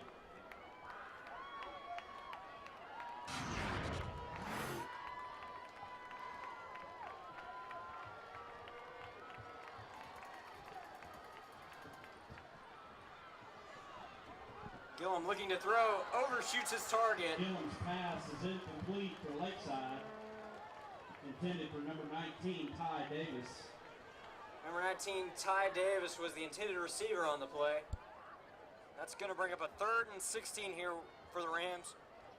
Brings up 3rd down for the Rams. Under a minute to go here in the first half of play.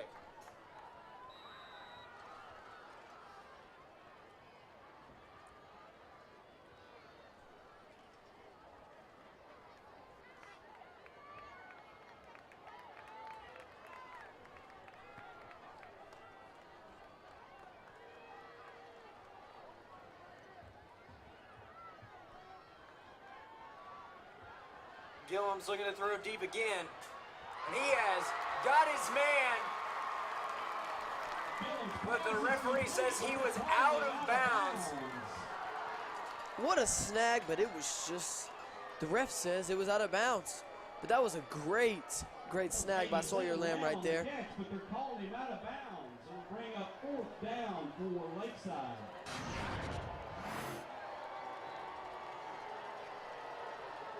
Two-step, drop back, thrown into some traffic, but somehow, just somehow, Sawyer snagged it, and it looks like his foot did indeed go out of bounds. Lakeside will be charged with 3rd and final timeout of the first Lamb half. utilizing that athleticism. He also displays as a guard for the basketball team. In fact, he starts as a guard for the basketball team.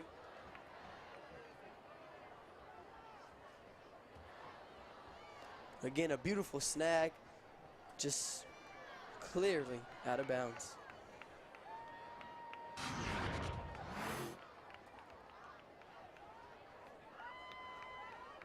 Tonight's game is sponsored by Bank OZK. You make purchases daily to keep your business going strong. That's why with every business checking account, Bank OZK offers a free Visa Business Debit Card. And with instant issue, you can walk out of our office with a new Bank OZK debit card in hand.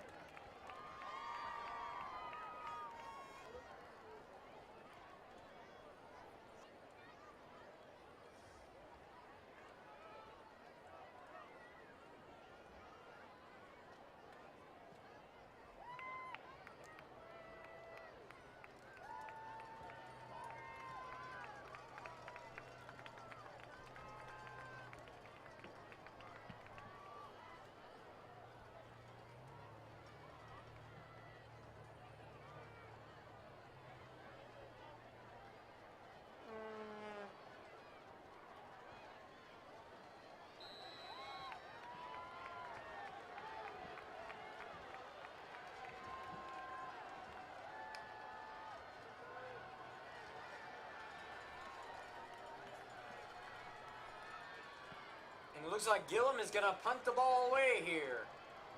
That'll be a flag, I believe. Rams with a quick punt by Gillum. Ball will be ruled out of bounds at the 21-yard line. At the 28-yard line. Lake Hamilton will 28-yard take line, over first down and 10. And with that, the Wolves will set up shop for another drive. Just got all 3 of their timeouts remaining. 28 seconds to work with.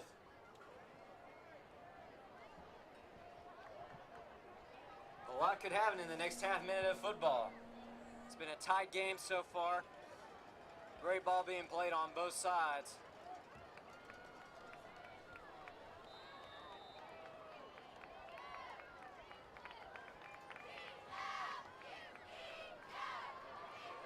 And there goes Brewer powering his way through. And he broke free. There he is at the 40, the 30, the 20, and he's finally going to be taken down at the 20-yard line. Look at him go. It's number 2, Richard Gaston, making the eventual stop. Some great key blocks.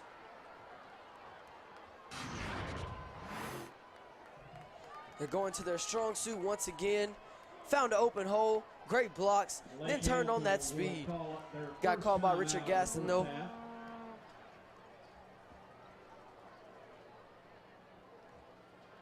The Wolves are going to use their first time out of the half. They'll have 2 remaining.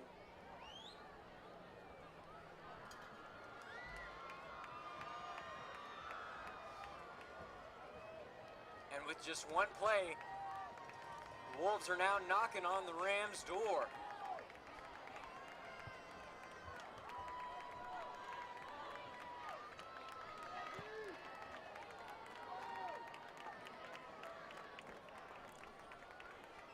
Let's see what they do with this big gain of yardage they just got.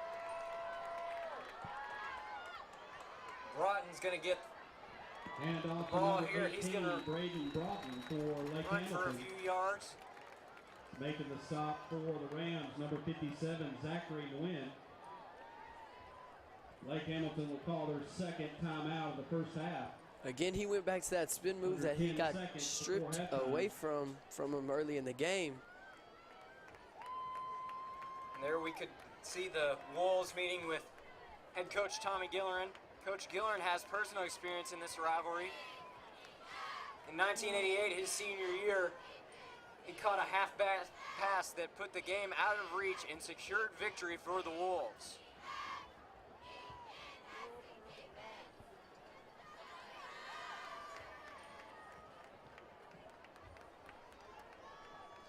Lakeside really needs to stop right here because, again, as we know, Lake Hamilton does get the ball after half. Here we go, second down and 8 for Lake Hamilton. Student section's on their feet. Flag is down on the play. Just under 7 seconds remaining on the clock. False start. It's going to be called false against start Lake on the Hamilton. Wolves. Looked like they had a great play set up right there. A little too excited on the line, though. Now the Wolves will face an interesting situation. They've got about 7 seconds left. They could potentially make a quick play. It's a 5-yard penalty. Get in field goal range. Second down. Go for the lead going into the half, or they could go for it all and go with a touchdown for the touchdown here. Yeah, I bet you they're going to try to do a play-action pass and try to get the defense to bite down on a run play to Carlos and throw it over the top.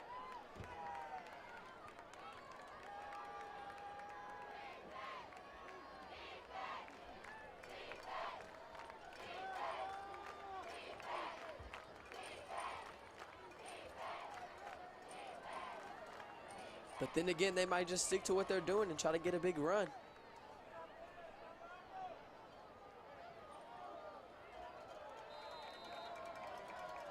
Risky to even run a play if you have a good field goal kicker, but. And now Napier's looking deep. He might have his man, and pass is incomplete, but penalty flags are down. Pass is incomplete, but there's a flag on the play. Coach Rock is upset.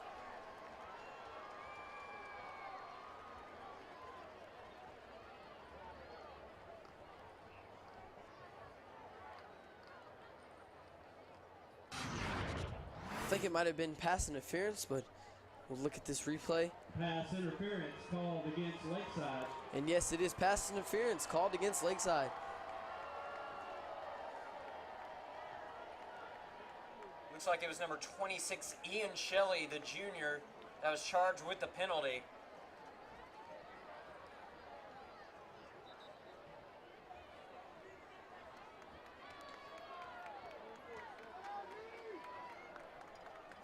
First and goal for Lake Hamilton.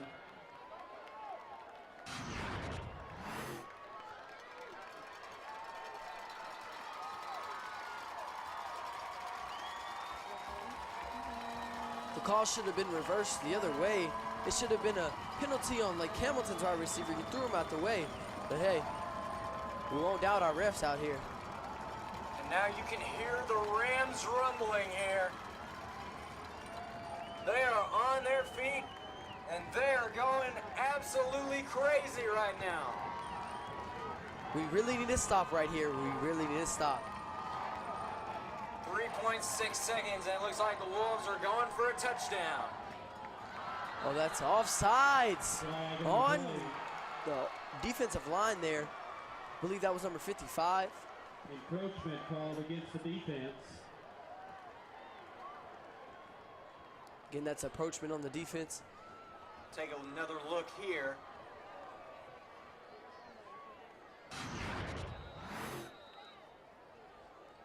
There you can see the jump by number 55, John Michael Fuller. A rare encroachment call for him. Calling a timeout. It's their final timeout of the first half. It looks like the Wolves are going to use their final timeout of the half. They have 3 seconds remaining. Ball on the 7-yard line. Interesting choice to make here. Go for it all or settle for a field goal and head into halftime with the lead.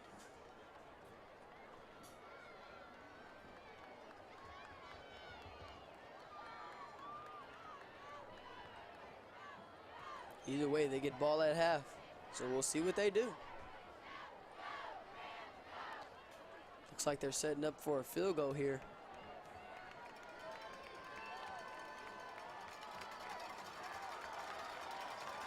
Lake Hamilton's going to attempt. And with the half winding down, it indeed looks like they're going to go for the field goal. Kick is up, and it is wide left. The kick is no good, so the Rams will head into the halftime with the lead. Lake Hamilton 13.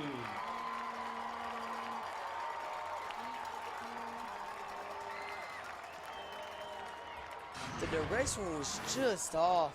Fans, listen up. Just off. Please direct your attention to the field.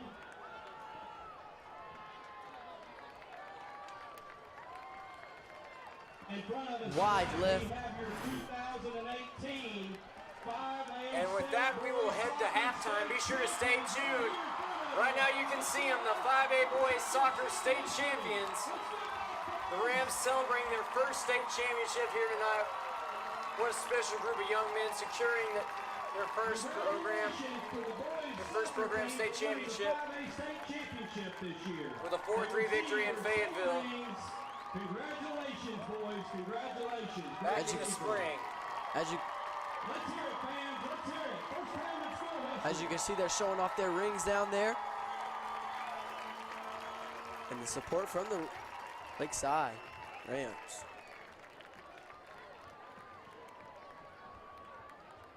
Thank you, Coach Moses and Coach Petty, too, for leading a great group of guys to the state championship game and winning it all.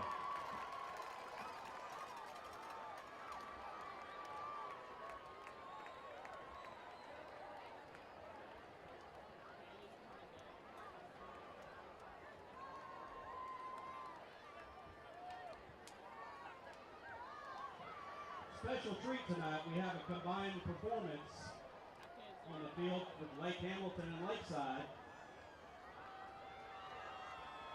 A dance team for both schools.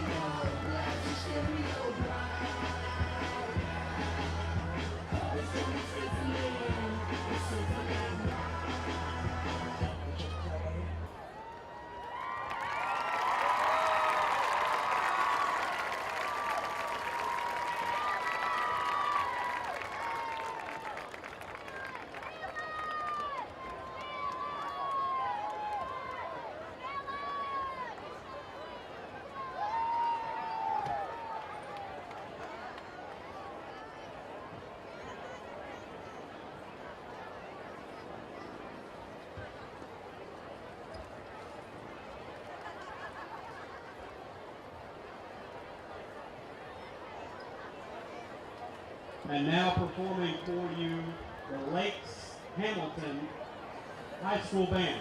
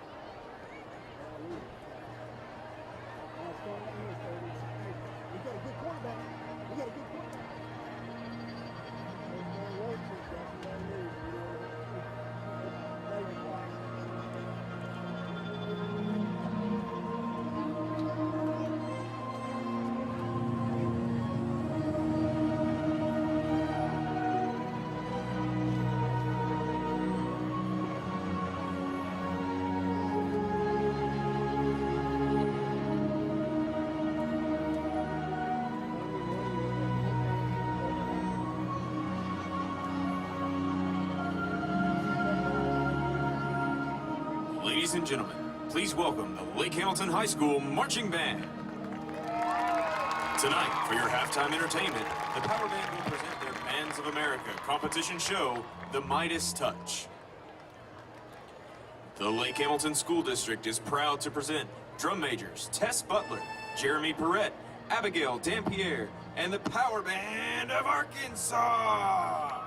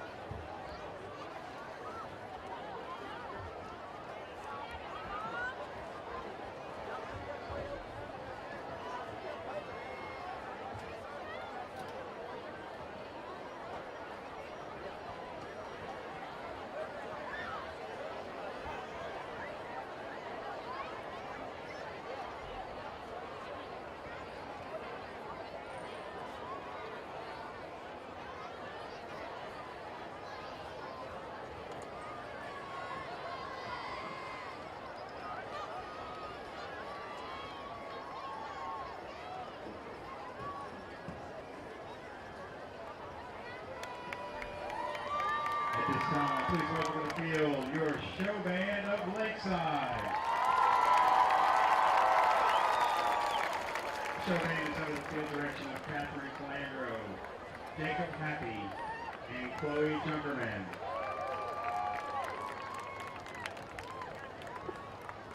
Tonight, the show band will unveil the first part of our 2018 show titled The Greatest Generation. This year's show honors those who grew up in the shadow of the Great Depression in World War I, fought in World War II, and saw our country to prosperity. We will feature trumpet soloist Colton DeWill,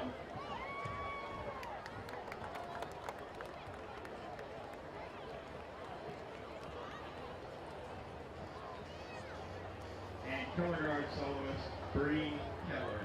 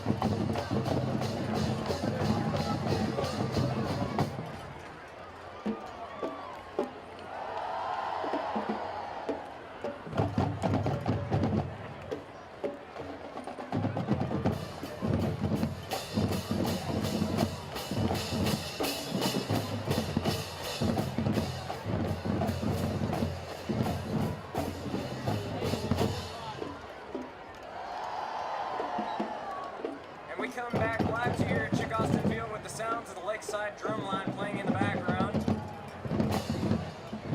It's definitely been an exciting atmosphere for the return of the rivalry of the Lakes. The first time Lakeside and Lake Hamilton have met at this stadium since 1998. The first overall meeting since 1999. Right now, the Rams holding a 14-13 lead heading into the second half, looking for their first victory over the Wolves since 1996. They won 13-12.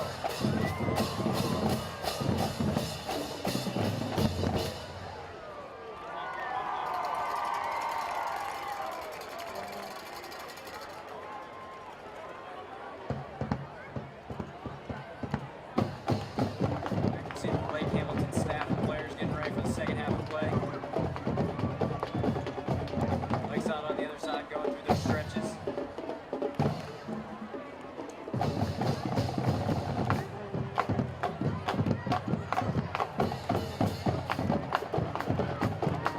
Both teams have had some sizable success on both sides of the ball. Lakeside making some great defensive stops there at the end of the first half. Lake Hamilton made some great defensive plays spread throughout that whole first half. Wolves also utilized their run game. Had some great success with that, and the Rams found success through airing it out and long. Gillum's been connecting with some of his favorite senior targets all night long. We've even seen him passing it to a few newcomers.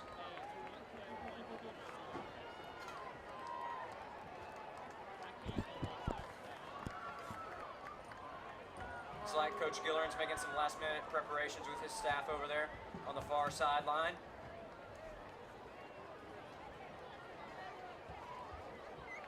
Coach I need McBride's Valerie meeting with his Pinkston to the players over on complex the to other meet end. the ambulance, please. Valerie Pinkston to the ambulance up at the complex, please.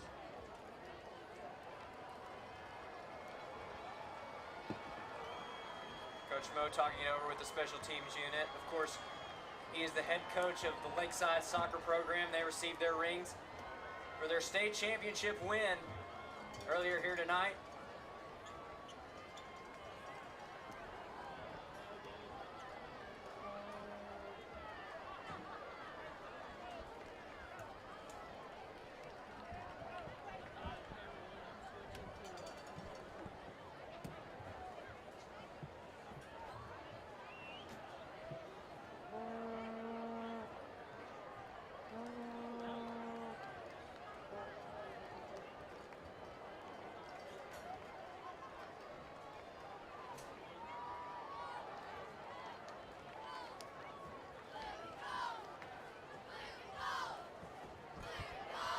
Hickson's got it teed up, and it looks like we're just about ready to get this second half of play underway.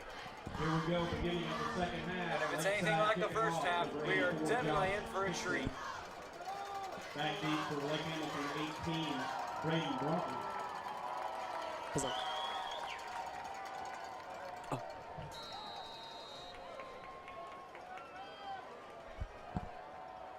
The kick is away, and with it, the second half is underway.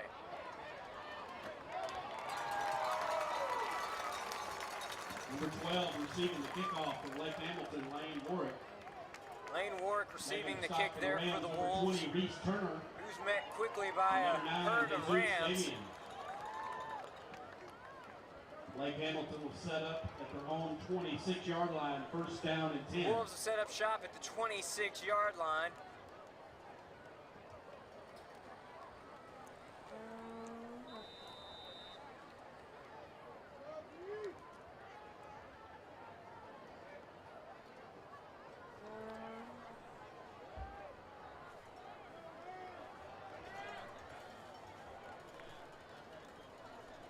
There's the give off to Brewer on the right side. Of course, he had that big run to close out the second half.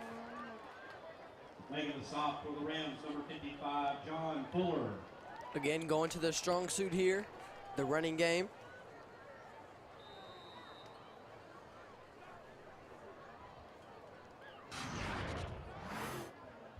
Still, the blockers still doing their job, and Carlos is finding holes.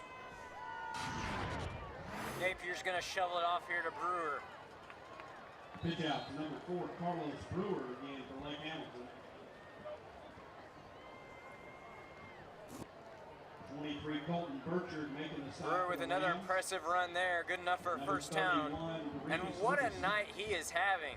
Give Lake Hamilton a first down. A young 10 sophomore from the making his 39-yard debut on the line. varsity squad.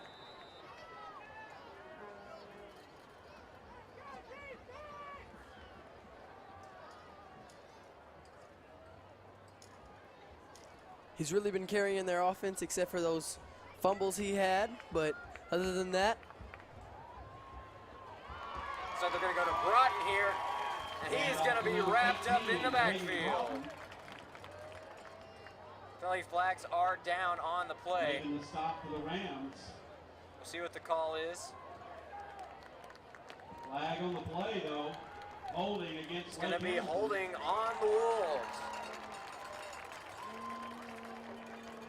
Number 2, That'll Richard back Gaston them up making the 9 stop for yards, the setting them Rams. up with a 1st and 19. Replay first down. Call it 1st and 22 for Lake Hamilton. In fact, they have spotted the fall. They spot the ball back at the 28 following the foul. It will in fact be a 1st and 22 here for the Wolves. Flag on the play again. False start called against Lake Hamilton.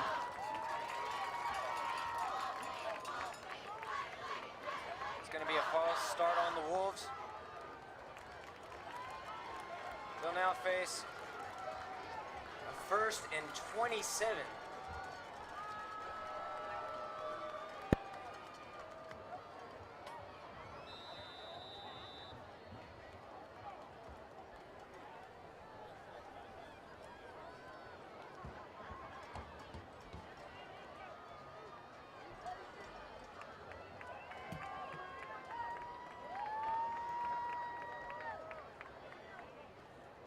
They're going to give it off to Broughton this time on the right side.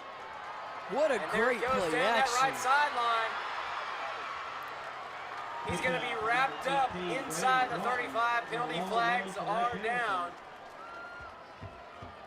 Looked like he came down a bit awkwardly. Number 2, Richard Gaston making the And that stop might for be a Lakeside. face mask call there.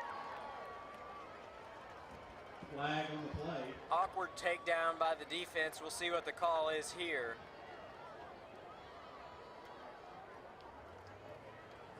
And indeed it is face mask. Personal penalty face mask called against the Rams. So we had that great play action. Carlos faked it like he was getting the direct snap. The quarterback pitched it back to number 18, and he was off to the races. Yes, that was a face mask. Awkward takedown.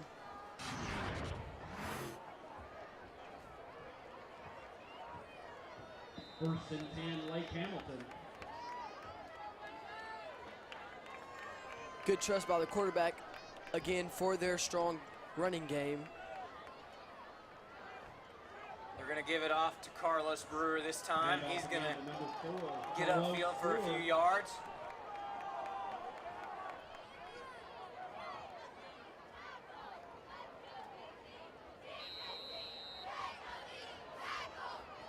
There's a penalty flag down on that last play. Meanwhile, we'll take a look at this replay sponsored by National Park College. Sideline running against Lakeside.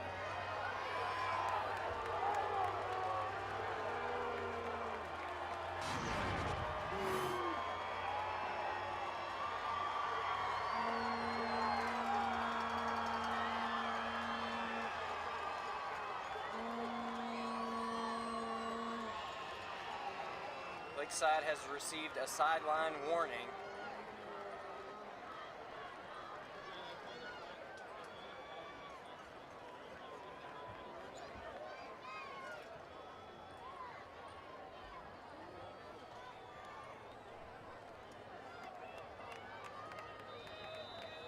The key here for the Rams defense is to bend but not break. They got to make a stop here. Wolves facing Brewer again for Lake Hamilton. first and goal situation.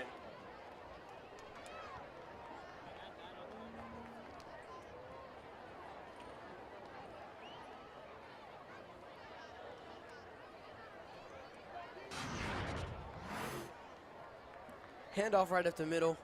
Took down by a lot of Rams. I believe after the play, Carlos got a little mad because of how they took him down. Half yard for Lake Hamilton.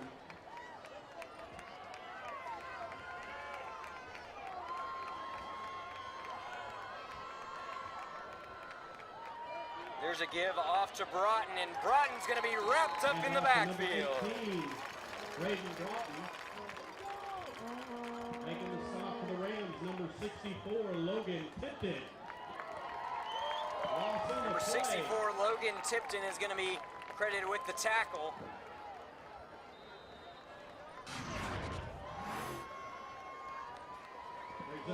The quarterback was under center. He gave it to number 18, and he just couldn't get through that hole. It was secured by some Rams. Here it is, third down. Brewer trying to bulldoze his way through. That's number 4, Carlos Brewer, running the ball for Lake Hamilton. Again, staying with their strong suit. Along with number 23, Colton Burford. Carlo was trucking ahead, trying to get the touchdown. He started at about the 1 yard line. Again, right up the middle. He was not going down for nothing.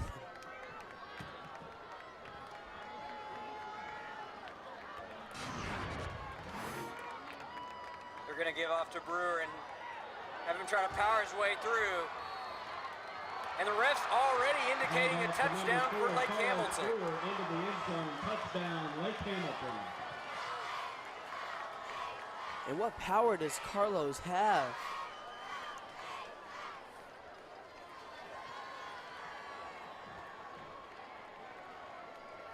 Yeah, it's just about all you can have in a package. The speed, the power, and the knowledge. Now we'll see if Lake Hamilton decides to go for 2. Try to extend it to a 7-point lead. I'm sure that Lakeside needs a touchdown and an extra point to tie up the ball game. And there's a stumble by the quarterback. Indeed, it looked like number 8, Caden Napier, stumbled a bit there. Maybe a bit of miscommunication in the Wolves' backfield. Nonetheless, the 2-point conversion is no good. So the Wolves' lead will hold at 19-14 with 7:46 remaining in the third quarter of play. Tonight's game is sponsored by Bank OZK. We're building community one relationship at a time. While the teams switch sides, we're going to take a quick break here at Lakeside TV. We'll be right back after these messages.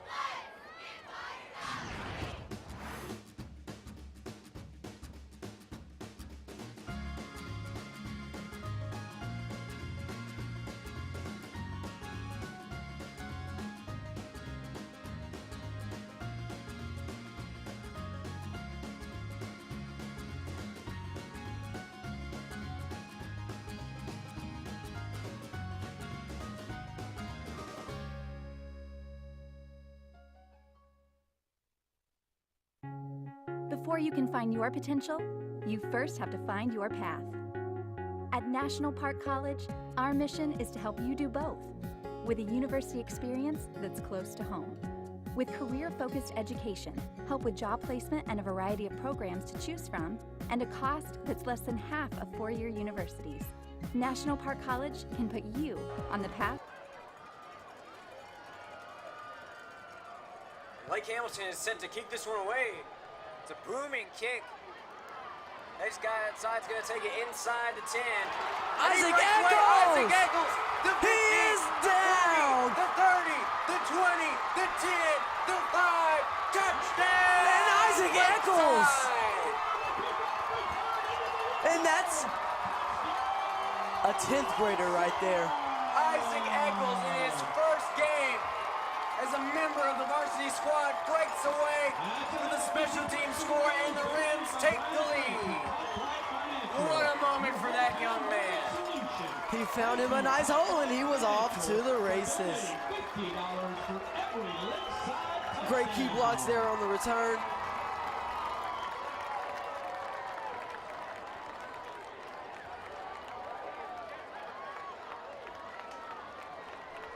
I don't really think that could have gone any better.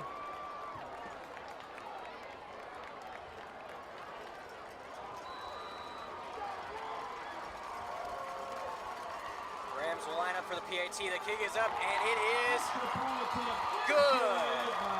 So it's 7:32 remaining in the third quarter of play. Your score is Lakeside 21, Lake Hamilton 19.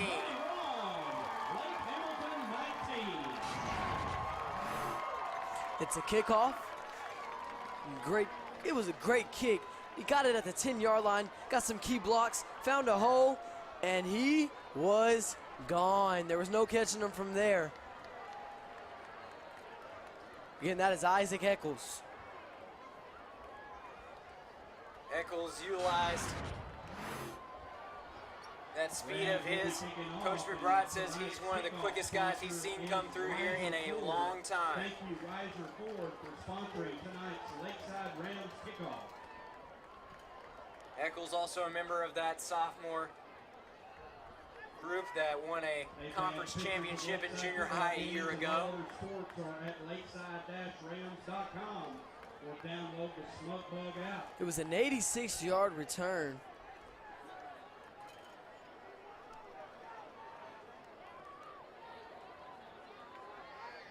Again, way to utilize the speed. Back deep for Lake Hamilton, number 14, Justin Spear.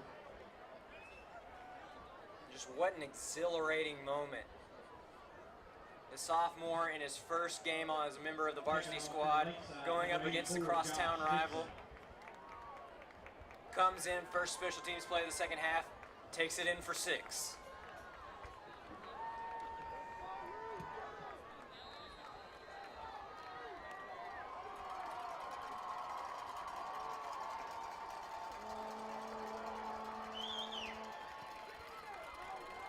The kick is away.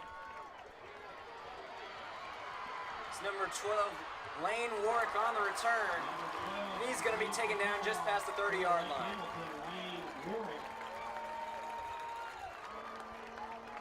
Making the stop for the Rams, number 7, Matthew Kalahiki.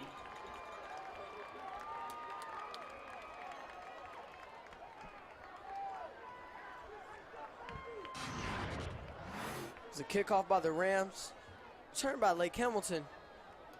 He's trying to return the favor and try to make him a kick return as well, but he got took down very roughly, and he was trying to get up, and they would not let him.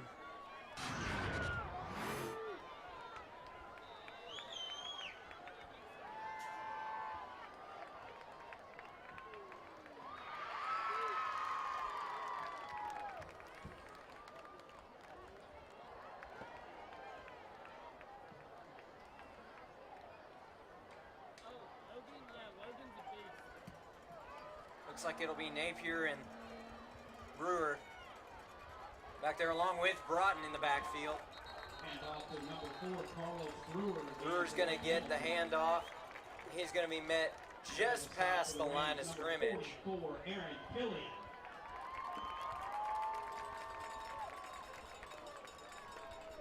It'll be second and medium here for the Wolves.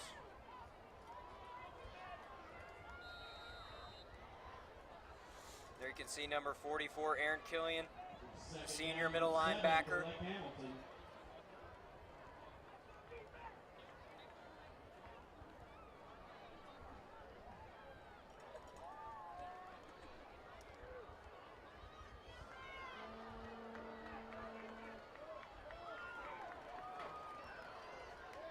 That's number 4 again, Carlos. Another run for number 4, Carlos Brewer. And again, he'll gain minimal yards before being taken down. And it looks like there is a player down. Looks like it's a Ram.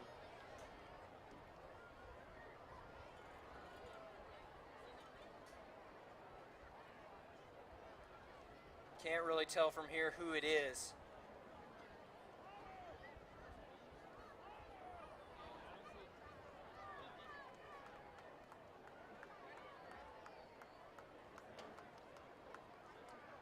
I'd like to thank the Hot Springs Convention Center, Visit Hot Springs, Tractor Supply Company, and Rent a Center. Looks like it might be number 57, Zach Wynn, down on the field. Thank you very much.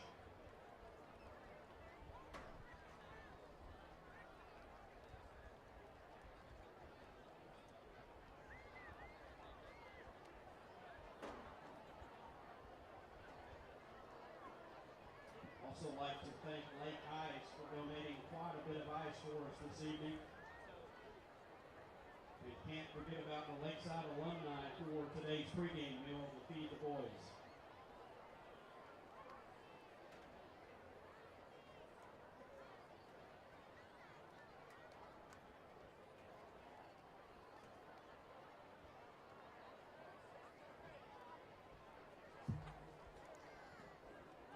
Lakeside athletic training team tending to Zach right now, and he is up on his feet, it looks like.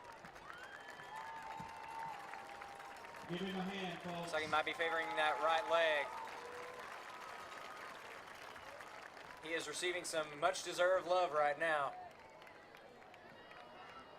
from the Lakeside fans. And again, I think that Keelan Fleming had the same issue. It was his ankle.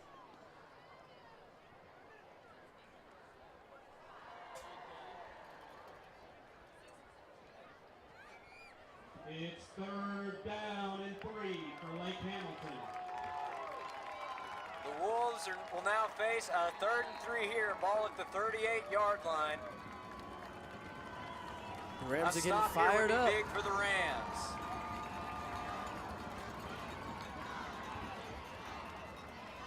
Number 18 with a pitch out for Lake Hamilton, Braden Broughton. Taking the stop It's for number Rams, 18, 64, Logan Tipton. Braden Broughton on the run there. 76, Blake Burr. He's going to take it up past the 40, and that's going to be good enough for a Wolves first down.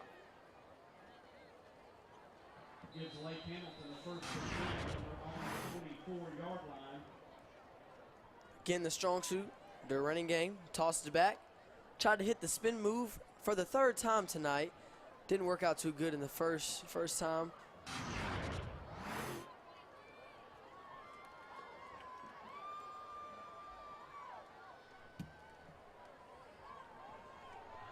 It's a fake. Lake Hamilton's pass. Napier was looking for number 20, Caden Kemp. Number 20, Caden Kemp. That'll bring up 2nd down and 10 for Lake Hamilton.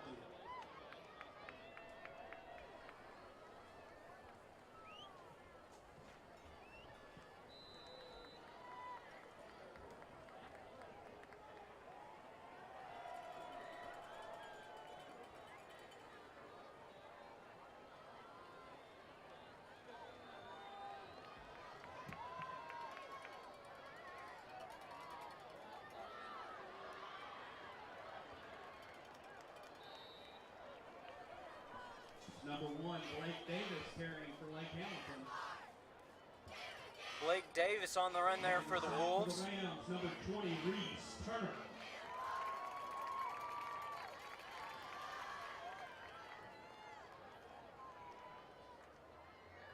Brings up another 3rd down and 3 for Lake Hamilton.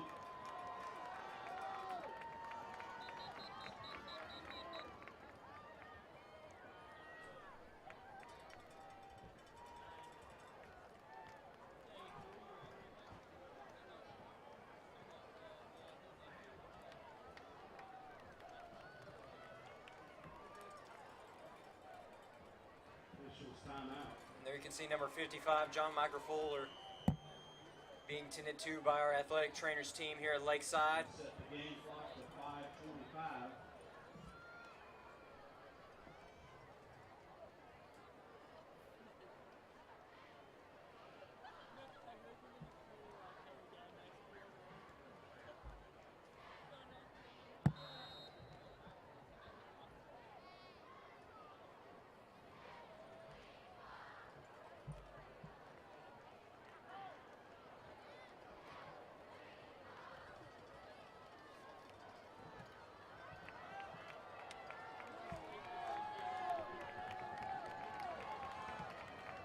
It's 3rd and 3.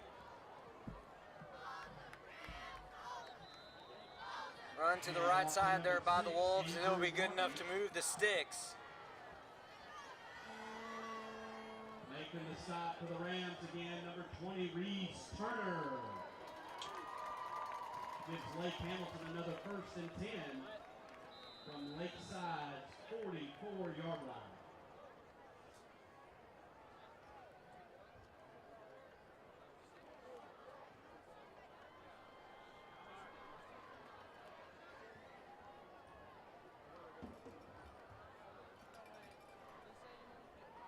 And there's a fake. Looking to throw.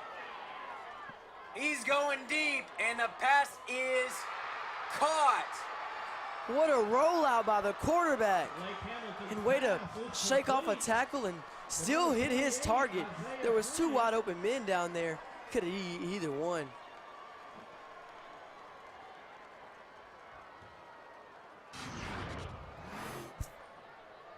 Looks like the defender fell down there and got a tackle shooken off the quarterback, and he threw it deep. And what a brilliant, amazing catch by number 28 of the Wolves. Looked like it was number 2, Richard Gaston, who fell on that play. He's favoring that left leg. Handoff to number 11, Zach Bradley.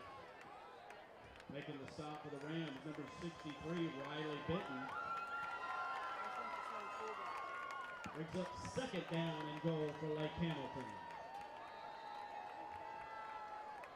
It'll be 2nd and goal here for Lake Hamilton. Ball on the 1. Again, Lake Hamilton is close to the touchdown. And it looks like they're going to go with the quarterback draw. And it is going to work. Touchdown Lake Hamilton. Number 12, Lane Warwick with the score. Had a lot of injuries tonight here. Very rough, intense game.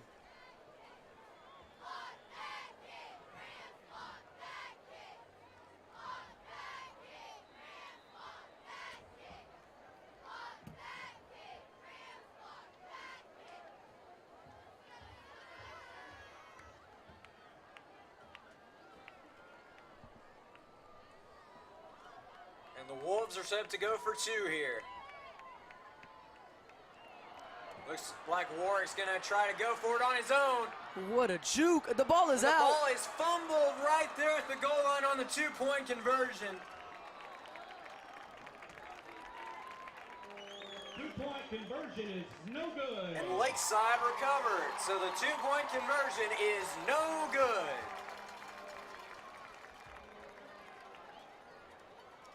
There is a flag down on the play. Flag on the play. It's like holding against the Rams. It's holding against Lakeside. To retry the conversion. And Lake Hamilton will get to retry the 2-point conversion here.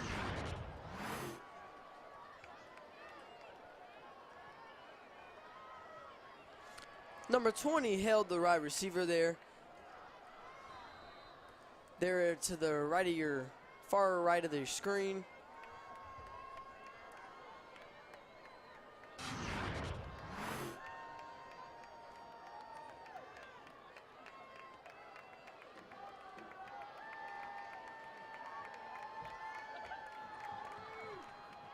Here's the second attempt at the 2-point conversion. This time, they did the same exact play. Just got in this time, but there is a flag on the field. Holding against Lake Hamilton.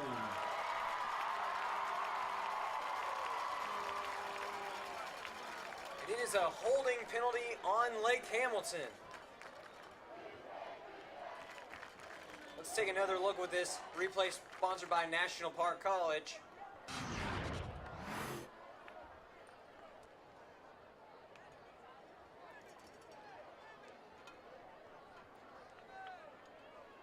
And there you can see it was number 11, Zach Bradley, got a little bit too physical there with number 20, Reese Turner. Moving the ball all the way back to about the 22-yard line. Correction, 17-yard line. So the ball will be spotted at the 17-yard line for this third attempt at a two-point conversion. Flag on the play. And they were finna run the same play again. See what the penalty is for this time. Offside. It's going to be offsides on Lake Hamilton. Fourth attempt. I wonder if they're gonna do the same play. Backing up 5, be at about the 22, 23-yard line.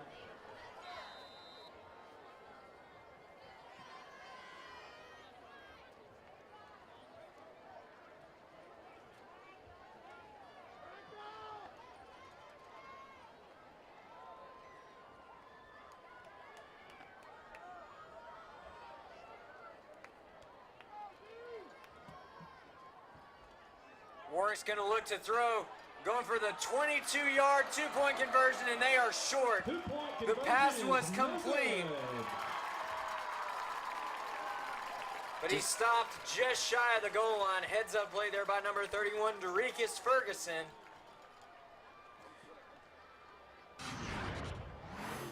That makes your score, Lakeside. Again, this was their fourth attempt at this two-point conversion.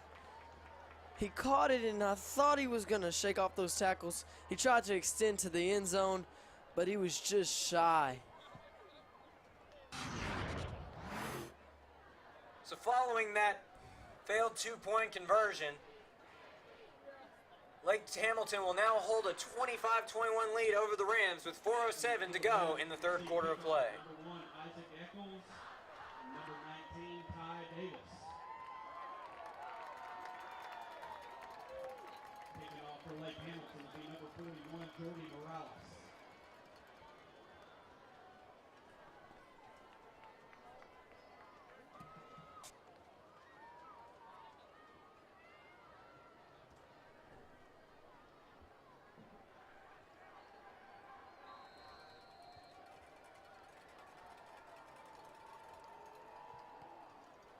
And it's an onside kick by Lake Hamilton here. Lakeside recovers the kickoff. Interesting play call choice there. The Rams will have the ball now at the 46-yard line. They tried an onside kick here. He tried to scoop it up off the ground. He fumbled it, but he fell right on top of it to recover. Set up. First down and 10 at their own 46-yard line.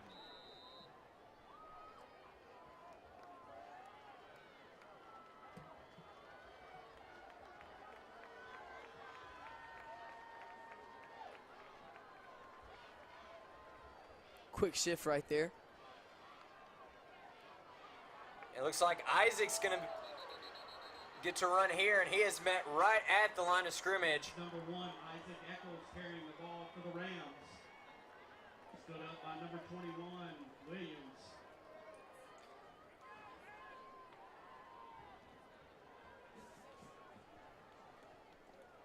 Brings up second down for the Rams.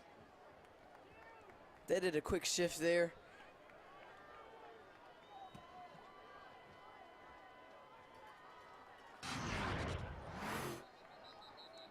Penalty flag down on the play. False start on the Rams. 5-yard penalty.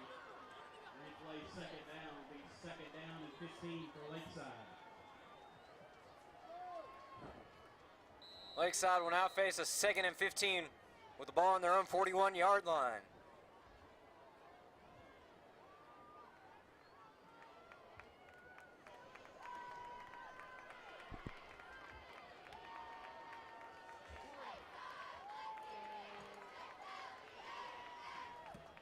Another quick shift here.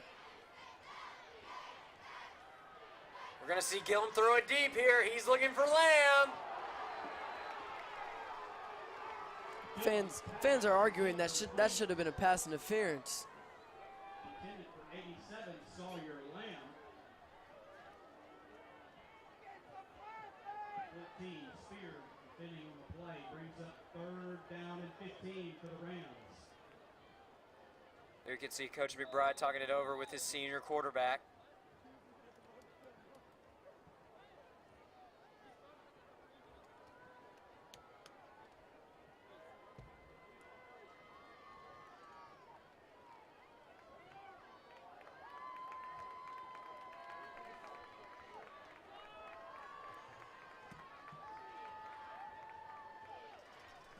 Gilman's going to look to throw again, but he's feeling the heat. And he is taken down by a pack of wolves in the backfield. Number 55, Austin O'Neill, and 61, Braxton Kohler. Big loss on the play, brings up That's going to bring up 4th and long here for the Rams. In this third quarter, they've been pulling out a lot of shifts, and I don't think it's working in their favor. Right there is a sack by 4 Wolves right there.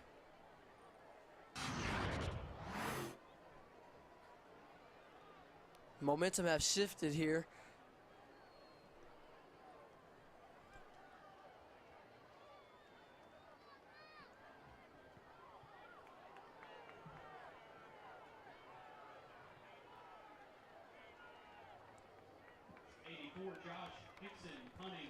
And Lakeside will down the punt inside the 30, make it the 27-yard line. That's where the Wolves will set up shop for this next drive.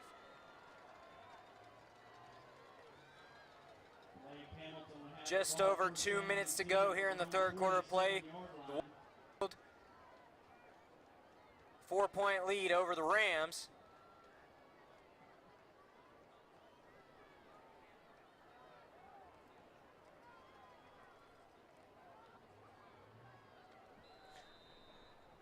Their defense has been on a lot on the field in this third quarter. I believe that was their first possession on offense right there. Meanwhile, here's a run from Carlos Brewer. And that's going to be good enough for a Wolves first down. Making the stop for the Rams, number 17, Fleming, and number 20, Turner. Gives Lake Hamilton a first down and 10 from their own 42-yard line.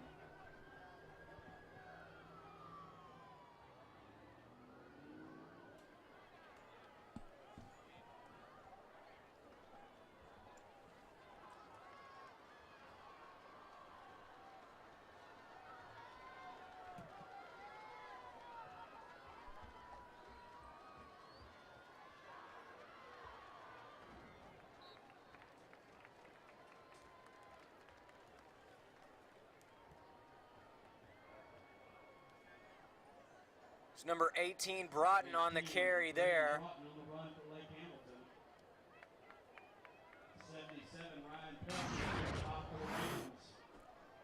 So they handed it off, had the fullback leading. A good 4 Rams were there to bring them down. Got off their blocks and chased down the running back.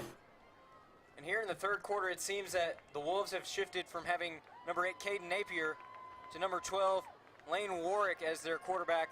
Looks like they might go with him as the option for QB from here on out.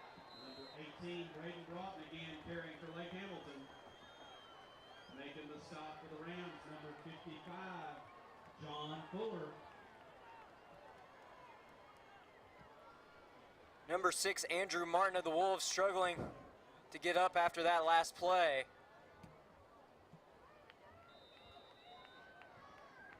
Favoring that right leg. Another ankle injury on the same. That's 3 tonight.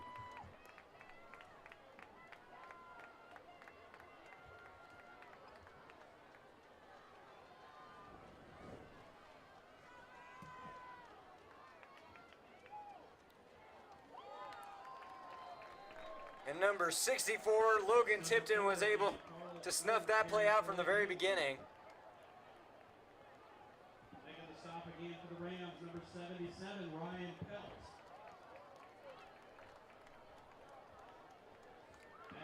And that play will in fact be the last of the third quarter.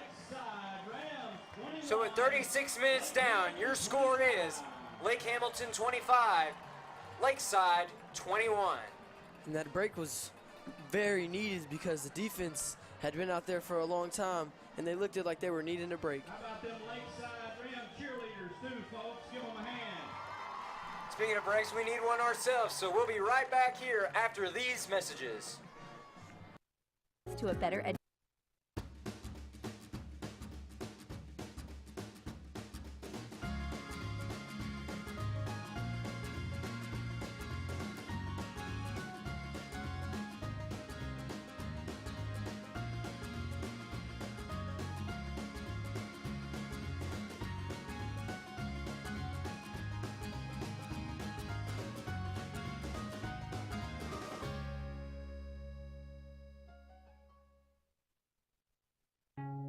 Before you can find your potential, you first have to find your path.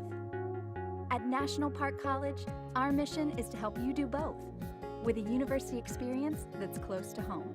With career-focused education, help with job placement and a variety of programs to choose from, and a cost that's less than half of four-year universities. National Park College can put you on the path to a better education. Visit np.edu today and find your path.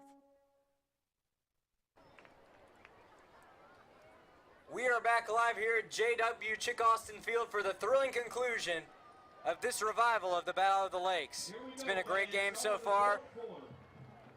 Wolves have possession to start off the fourth quarter play.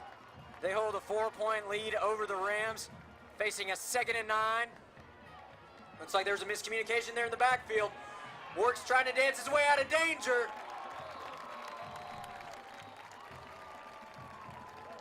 But number 55, John Michael Fuller, was able to catch up with him and take him down in the backfield.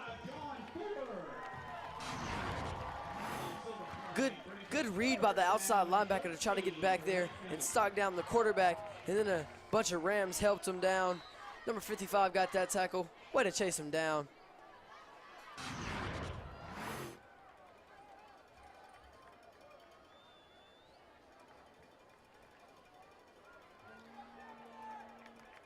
The Wolves will now face a 3rd and 13, ball at midfield. And Warwick's looking to throw again. The ball is fumbled, and Lakeside fell on it, it looked like.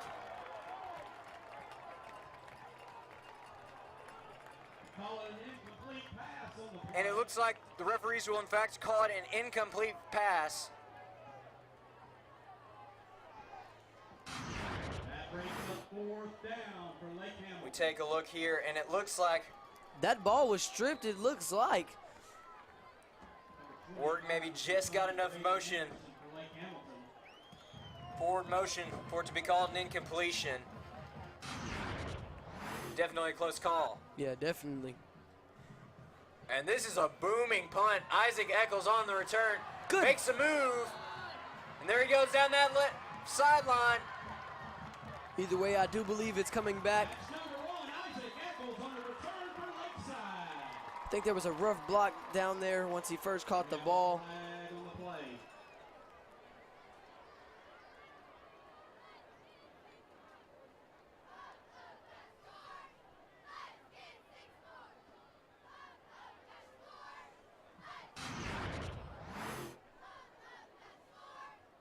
Yes, indeed it was. There was a block in the back once Isaac caught the ball.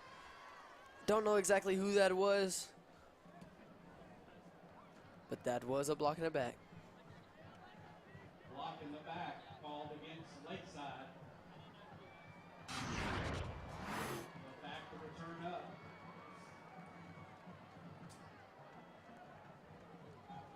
And here comes the Rams offense out to start another drive. They'll start with the ball on their own 9-yard line.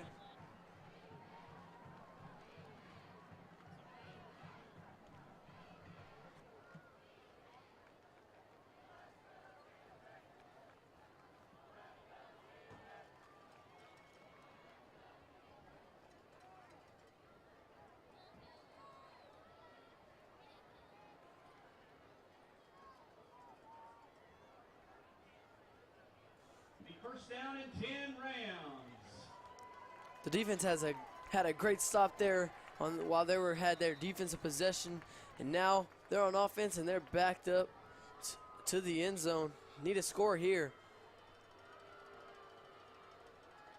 And Gillum's going to look to throw. He's looking for Sawyer Lamb. Number 12, Taylor Gillum's pass is complete to number 80. And that pass will be ruled complete. It's a gain of about 6. See here, the cornerbacks are playing really far back. A little short pass, but Sawyer got down. Great hustle by Sawyer. And the cornerbacks was playing way back. Good hitch route by Sawyer Lamb right there.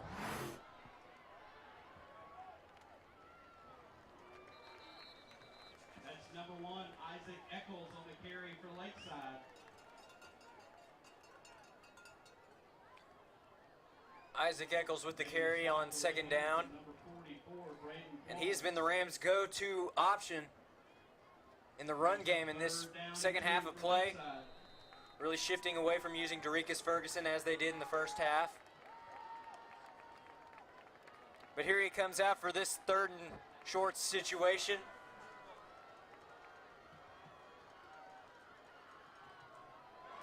And he just broke right through the middle of that Lake Hamilton D-line. And that'll get them out of the shadow of their own end zone.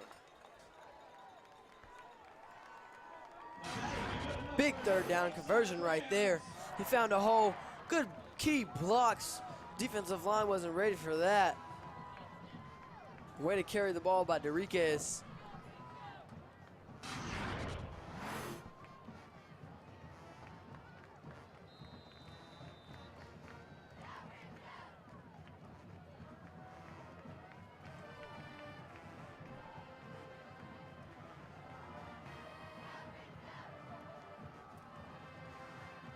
There's the give off to Eccles.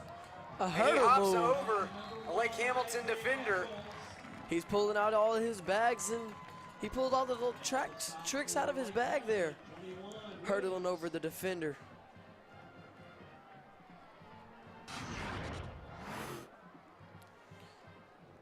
He was following his blockers, cut through a hole, hurdle.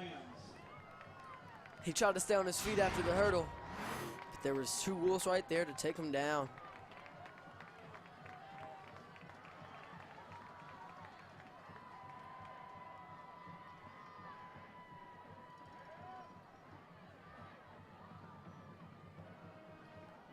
They're going to give it off to Eccles again up the middle.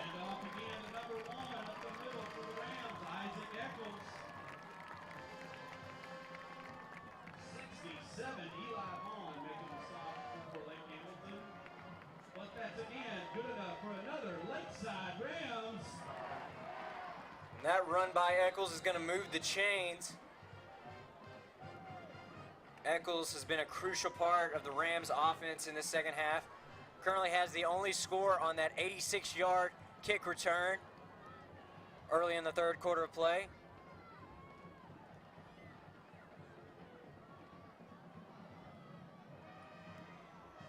And they're going to give it off to Eccles again here. Makes a juke move at the line of scrimmage. He's going to get a few more. That's number 1 again, Isaac Eccles carrying the ball for Lakeside.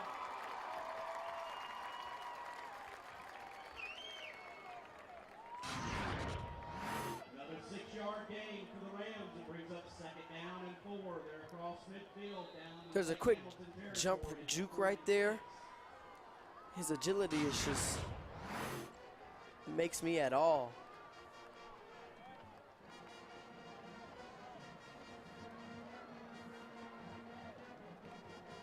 It's going to be 2nd and 4 here for the Rams, now in Wolves territory. And Gillum fakes a handoff here, and he's looking deep. And he's got his man, but it looks like there's a tug of war Rams in the between the wall. ball, and it's ours. Number 14, Logan White, with the huge catch there for the Rams. What a moment there for the sophomore. He pulls it right out of Isaac Eccles. Defense bit down with the long ball to Logan White. It was a tug of war between there, but Logan snatched it away and went to the ground with it. Great execution there by Logan White. Again, he is a 10th grader. Meanwhile, there's been an unsportsmanlike conduct call on Lake Hamilton.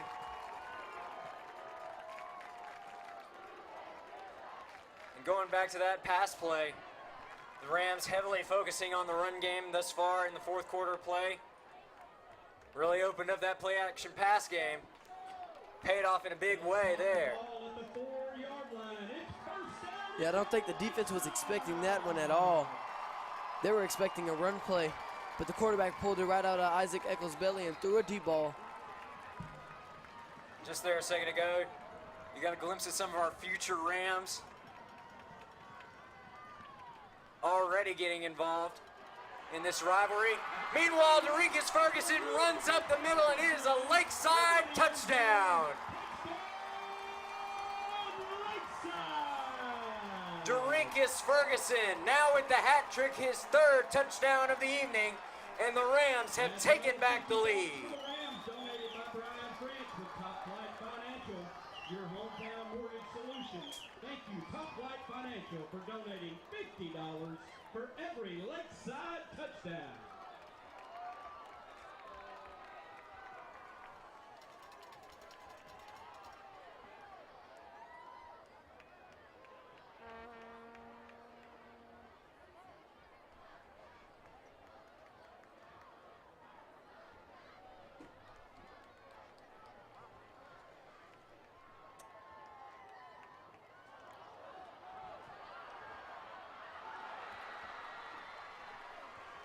Extra point attempt for the Rams is And the snap was a bit low.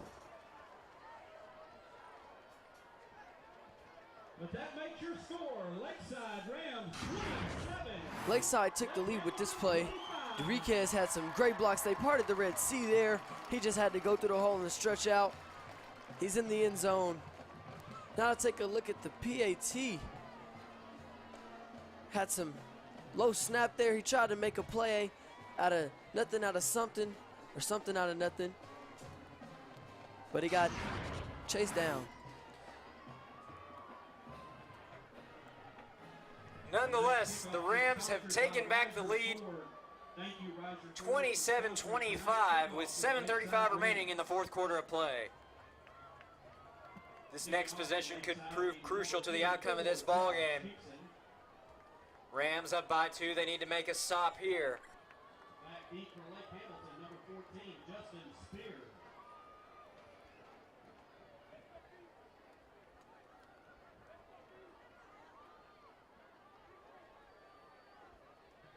Number 84, Josh Hickson, has got it teed up.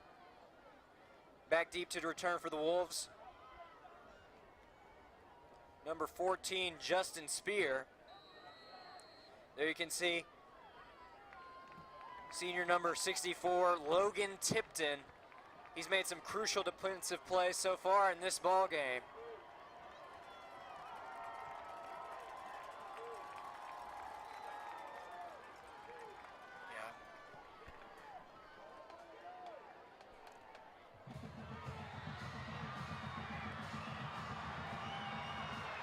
And there goes Warwick down the right sideline.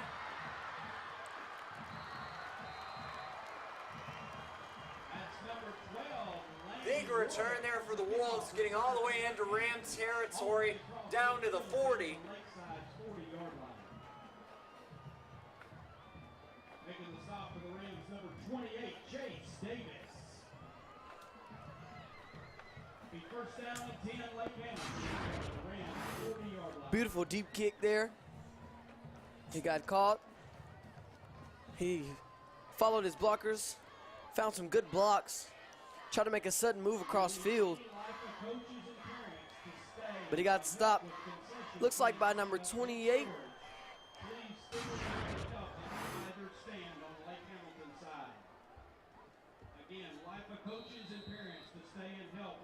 Right there, kind of a rarity. We saw a quarterback returning the kicks there for his team.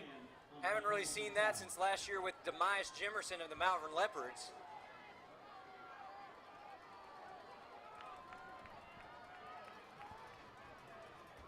They're going to give it off to Carlos Brewer here. He's going to make a few moves, get close to that first down marker. Making the stop for the Rams, number 31, Dorikus Ferguson.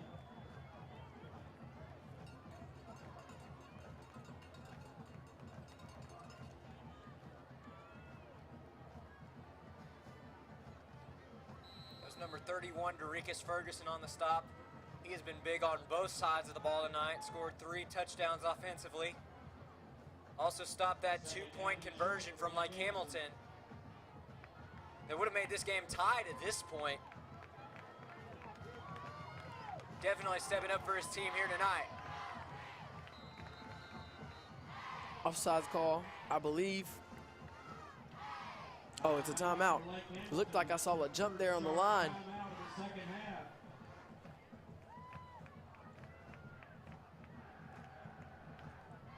Wolves will use their first time out of the half. They'll have 2 remaining. As they take a break, we will too up here in the booth. We'll be right back after these messages.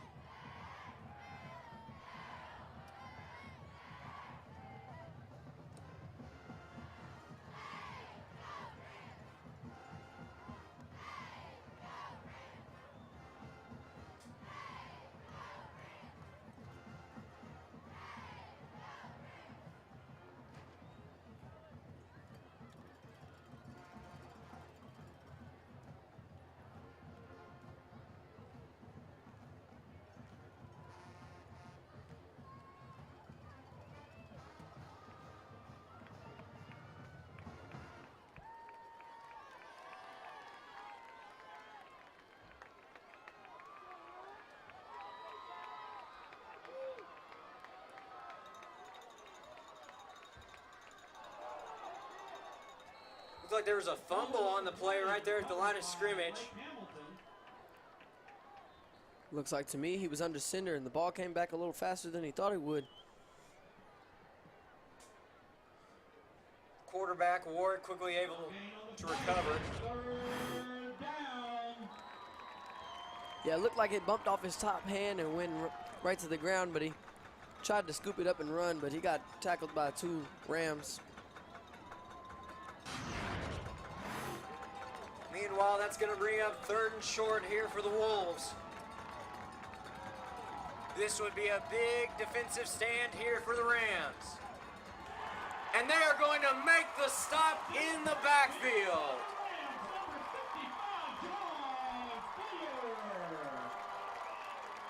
Number 55, John Michael Fuller with the big play on D, and he is ecstatic right now. The defense just collided back there in the backfield of the Wolves. Couldn't go nowhere because every place was covered. Good stop there by the Rams. And here it is, 4th and 4. This could play a big part in determining the outcome of this game. And Lake Hamilton will use yet another timeout. And right now, the Ram Nation is up on their feet.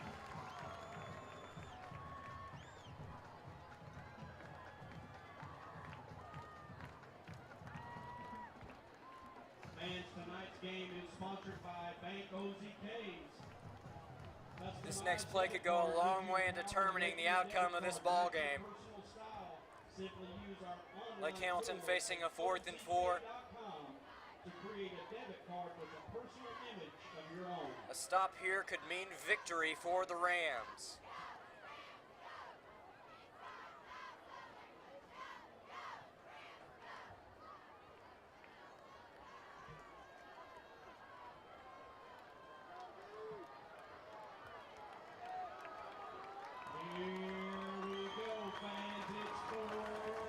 Regardless of who he goes in favor of, this next play will be a major turning point in this ball game. Who's going to come out on top?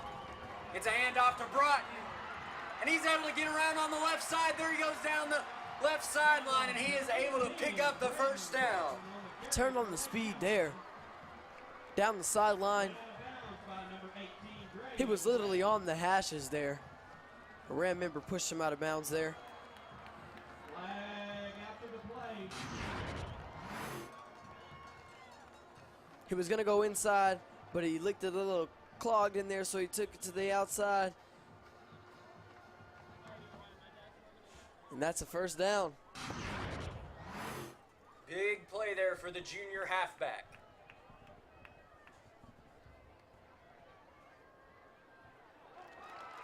Unsportsmanlike conduct called against Lake Hamilton. And unsportsmanlike conduct will be called against Lake Hamilton.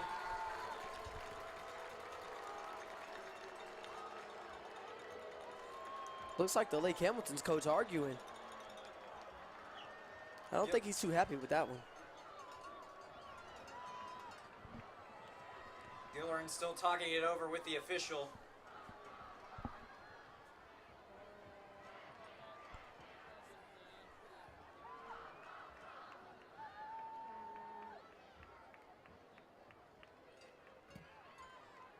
That penalty could prove costly. It's a 15-yard penalty, and that'll make it 1st and 25 for the Wolves.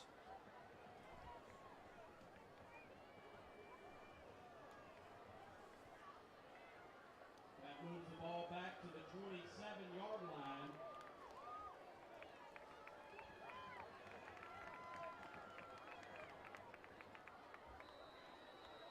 First and 10, Lake Hamilton.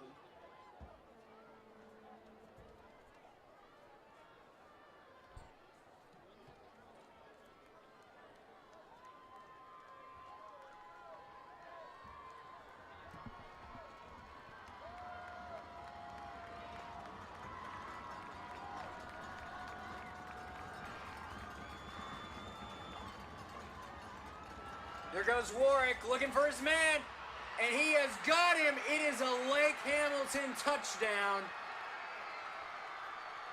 Lake Hamilton's pass is complete. Touchdown, Wolves. As you can see, the Number 20, Caden Kemp on the TD reception for the Wolves, and they go on top by 4. As you can see, the student section behind them were really on their feet. Looks like someone's down, though. Timeout on the field. The player is down.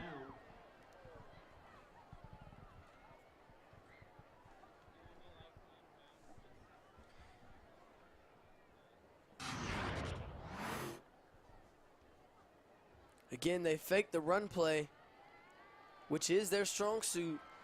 Looks like Keelan Fleming had his hand on the ball, and the wide receiver just snatched it away and took it and started backpedaling in the end zone. And it looks like that touchdown may have come at a cost. Number 20, Caden Kemp, still down in the end zone right now. The Lakeside athletic trainers tending to him right now. He's up, walking off the field. Again, the same play, just showing at how Lake Hamilton sold that play right there.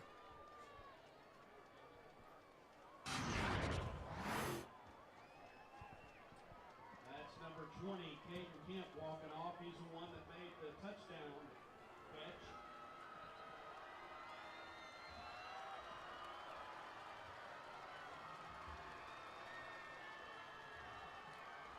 The Wolves fans showing some love for Kemp as he leaves the field following that touchdown reception.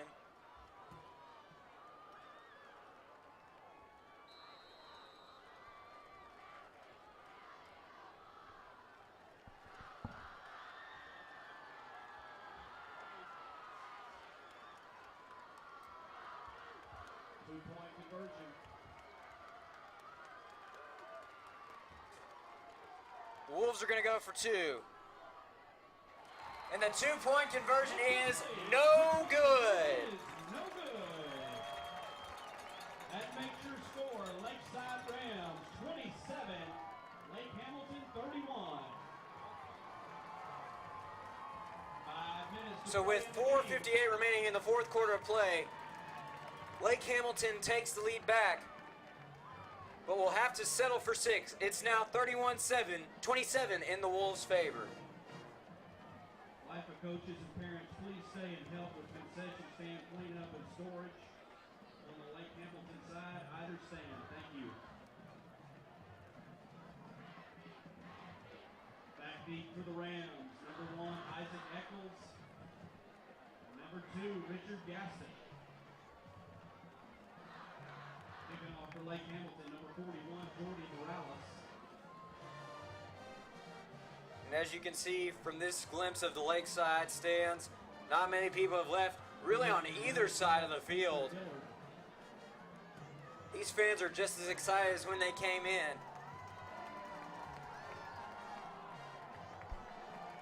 Just what an atmosphere this evening. Both schools with great representation here tonight. We've had a great ball game. It's just been a special evening for both programs. It's going to be Richard Gaston back to return. Looks like he's going to try to break away. He's not going down without a fight. Richard Gaston on the kickoff return for the Rams. Great, All the way out to about the great blocks on that return. Making the stop for Lake Hamilton, number 32, Pearson Hafer. That'll set up Lakeside with a first down and 10. Lakeside does have 3 timeouts, so they do not have to be in really of a rush. Lake Hamilton only has 1, I believe. Rams also have just under 5 minutes left on the clock to work with.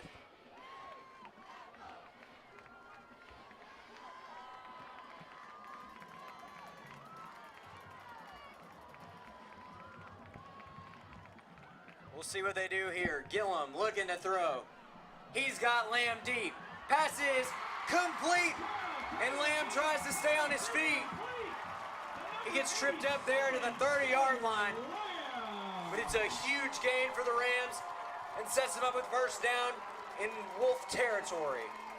Trying to still pump up the team. Team and the fans. What a great throw that was. What a great catch that was. Just bullying the player out the way, snatching it right from him.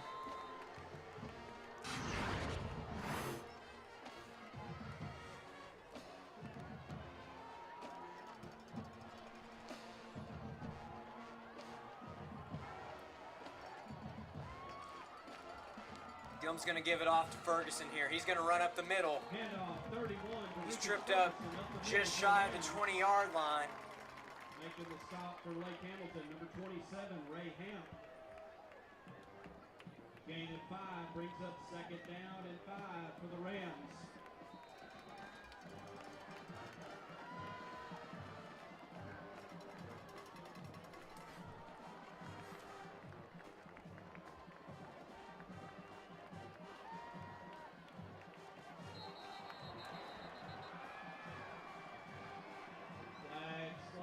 Flag is down prior to the snap. False start on the Rams. Number 12, the starting quarterback, saying that one's on him.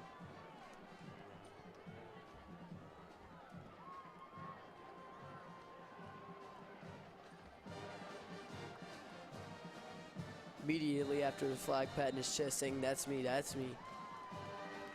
Second down and 11 for the Rams.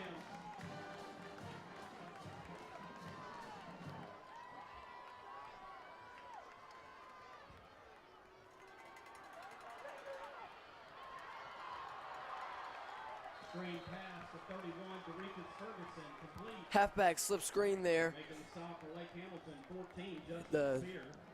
The Wolves were coming back there pretty fast. He had to dump it off. I don't think he wanted to do it right then and there, but he had to.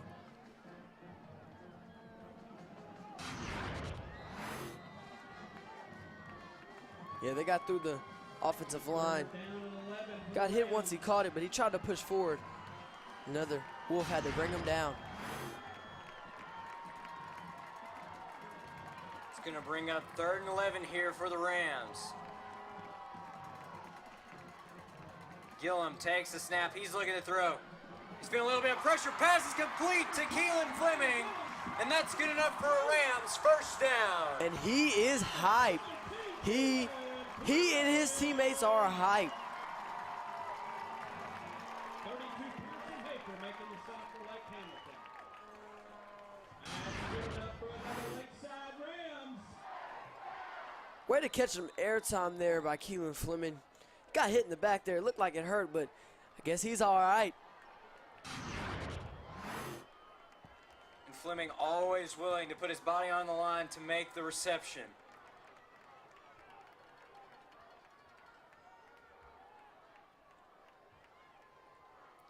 They're going to give it off to Ferguson here. He powers his way inside the 5-yard line.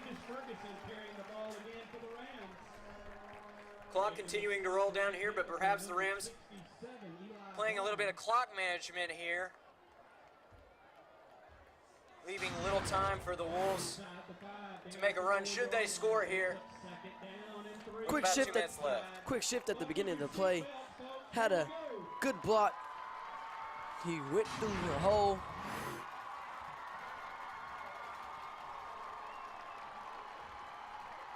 The noise from this crowd is deafening right now. Coach McBride calls the timeout there. Again, they do have 2 now.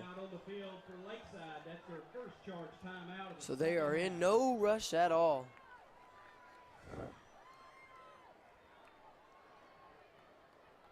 What a game we have witnessed here tonight.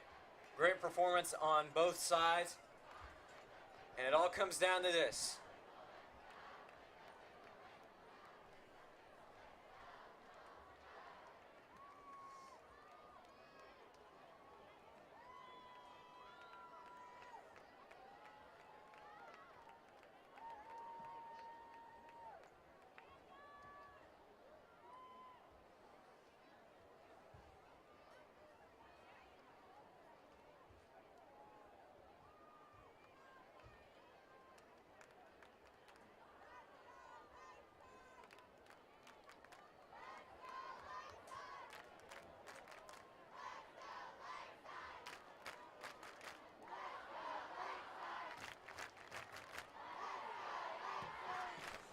This game has surely lived up to the expectations of the build-up of this game. It has been a great, great game. Definitely a lot of hype leading up to this game. And it has fulfilled that hype as best as one can possibly imagine, really. Here we go, folks. 2nd down and 3 for the Rams.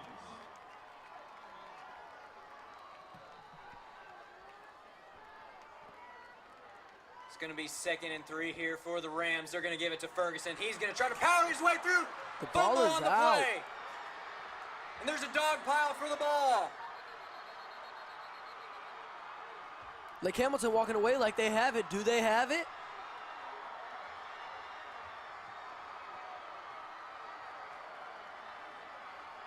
Fumble in the play. Still waiting on the call here. Recovered by Lake Hamilton. They do indeed have the ball.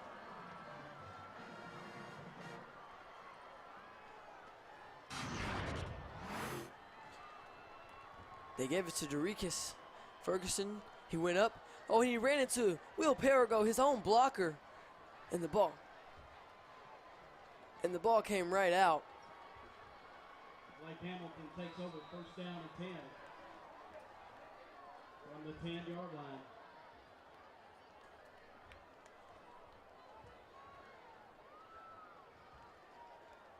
Again, this is the play where the ball was fumbled and recovered by Lake Hamilton.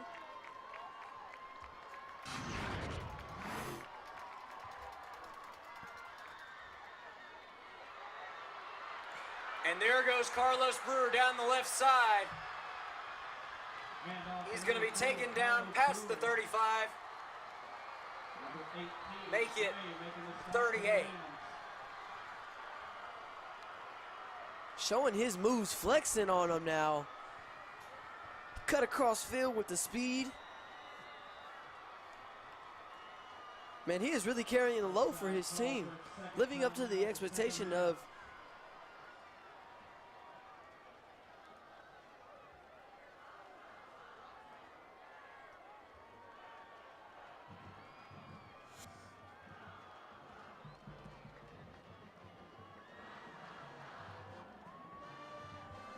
they're really fortunate with these fumbles, get this offensive chance multiple times.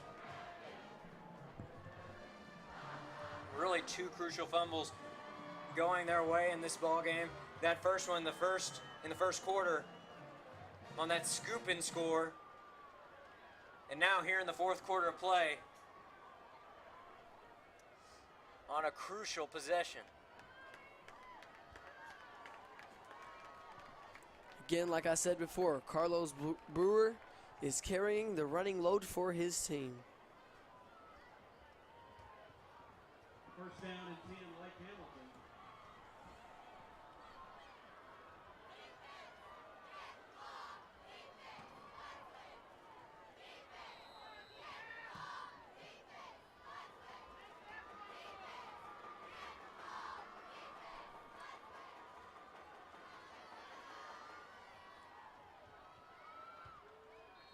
Quarterback keeper by Lake Hamilton.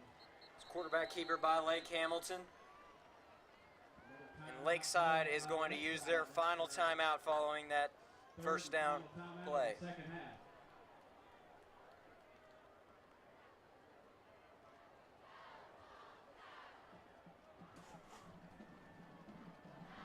With that, we're going to take a break ourselves up here in the booth. We'll be right back after these messages.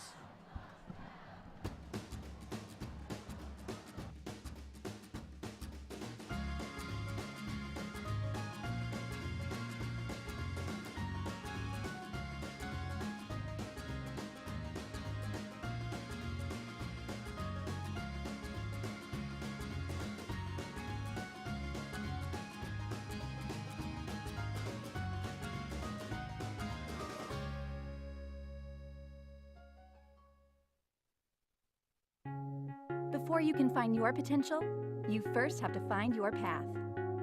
At National Park College, our mission is to help you do both, with a university experience that's close to home.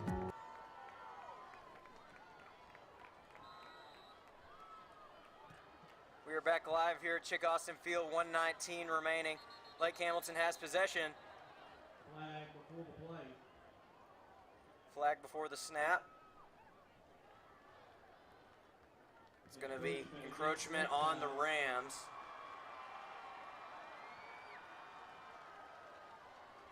That's going to set the Wolves up with a 2nd and 3, and a first down here could potentially seal victory for the Wolves.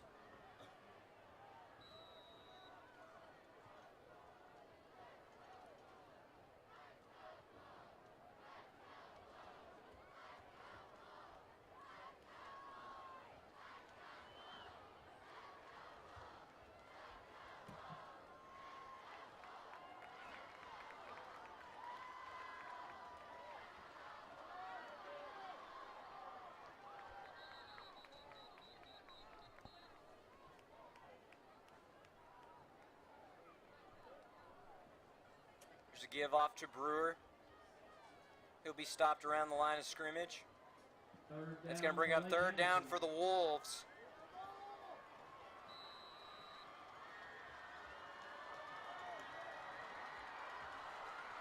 Lake Hamilton is really getting riled up over there. And with the play clock winding down right now, this might be the final play of the ball game. A stop here would really make a big difference.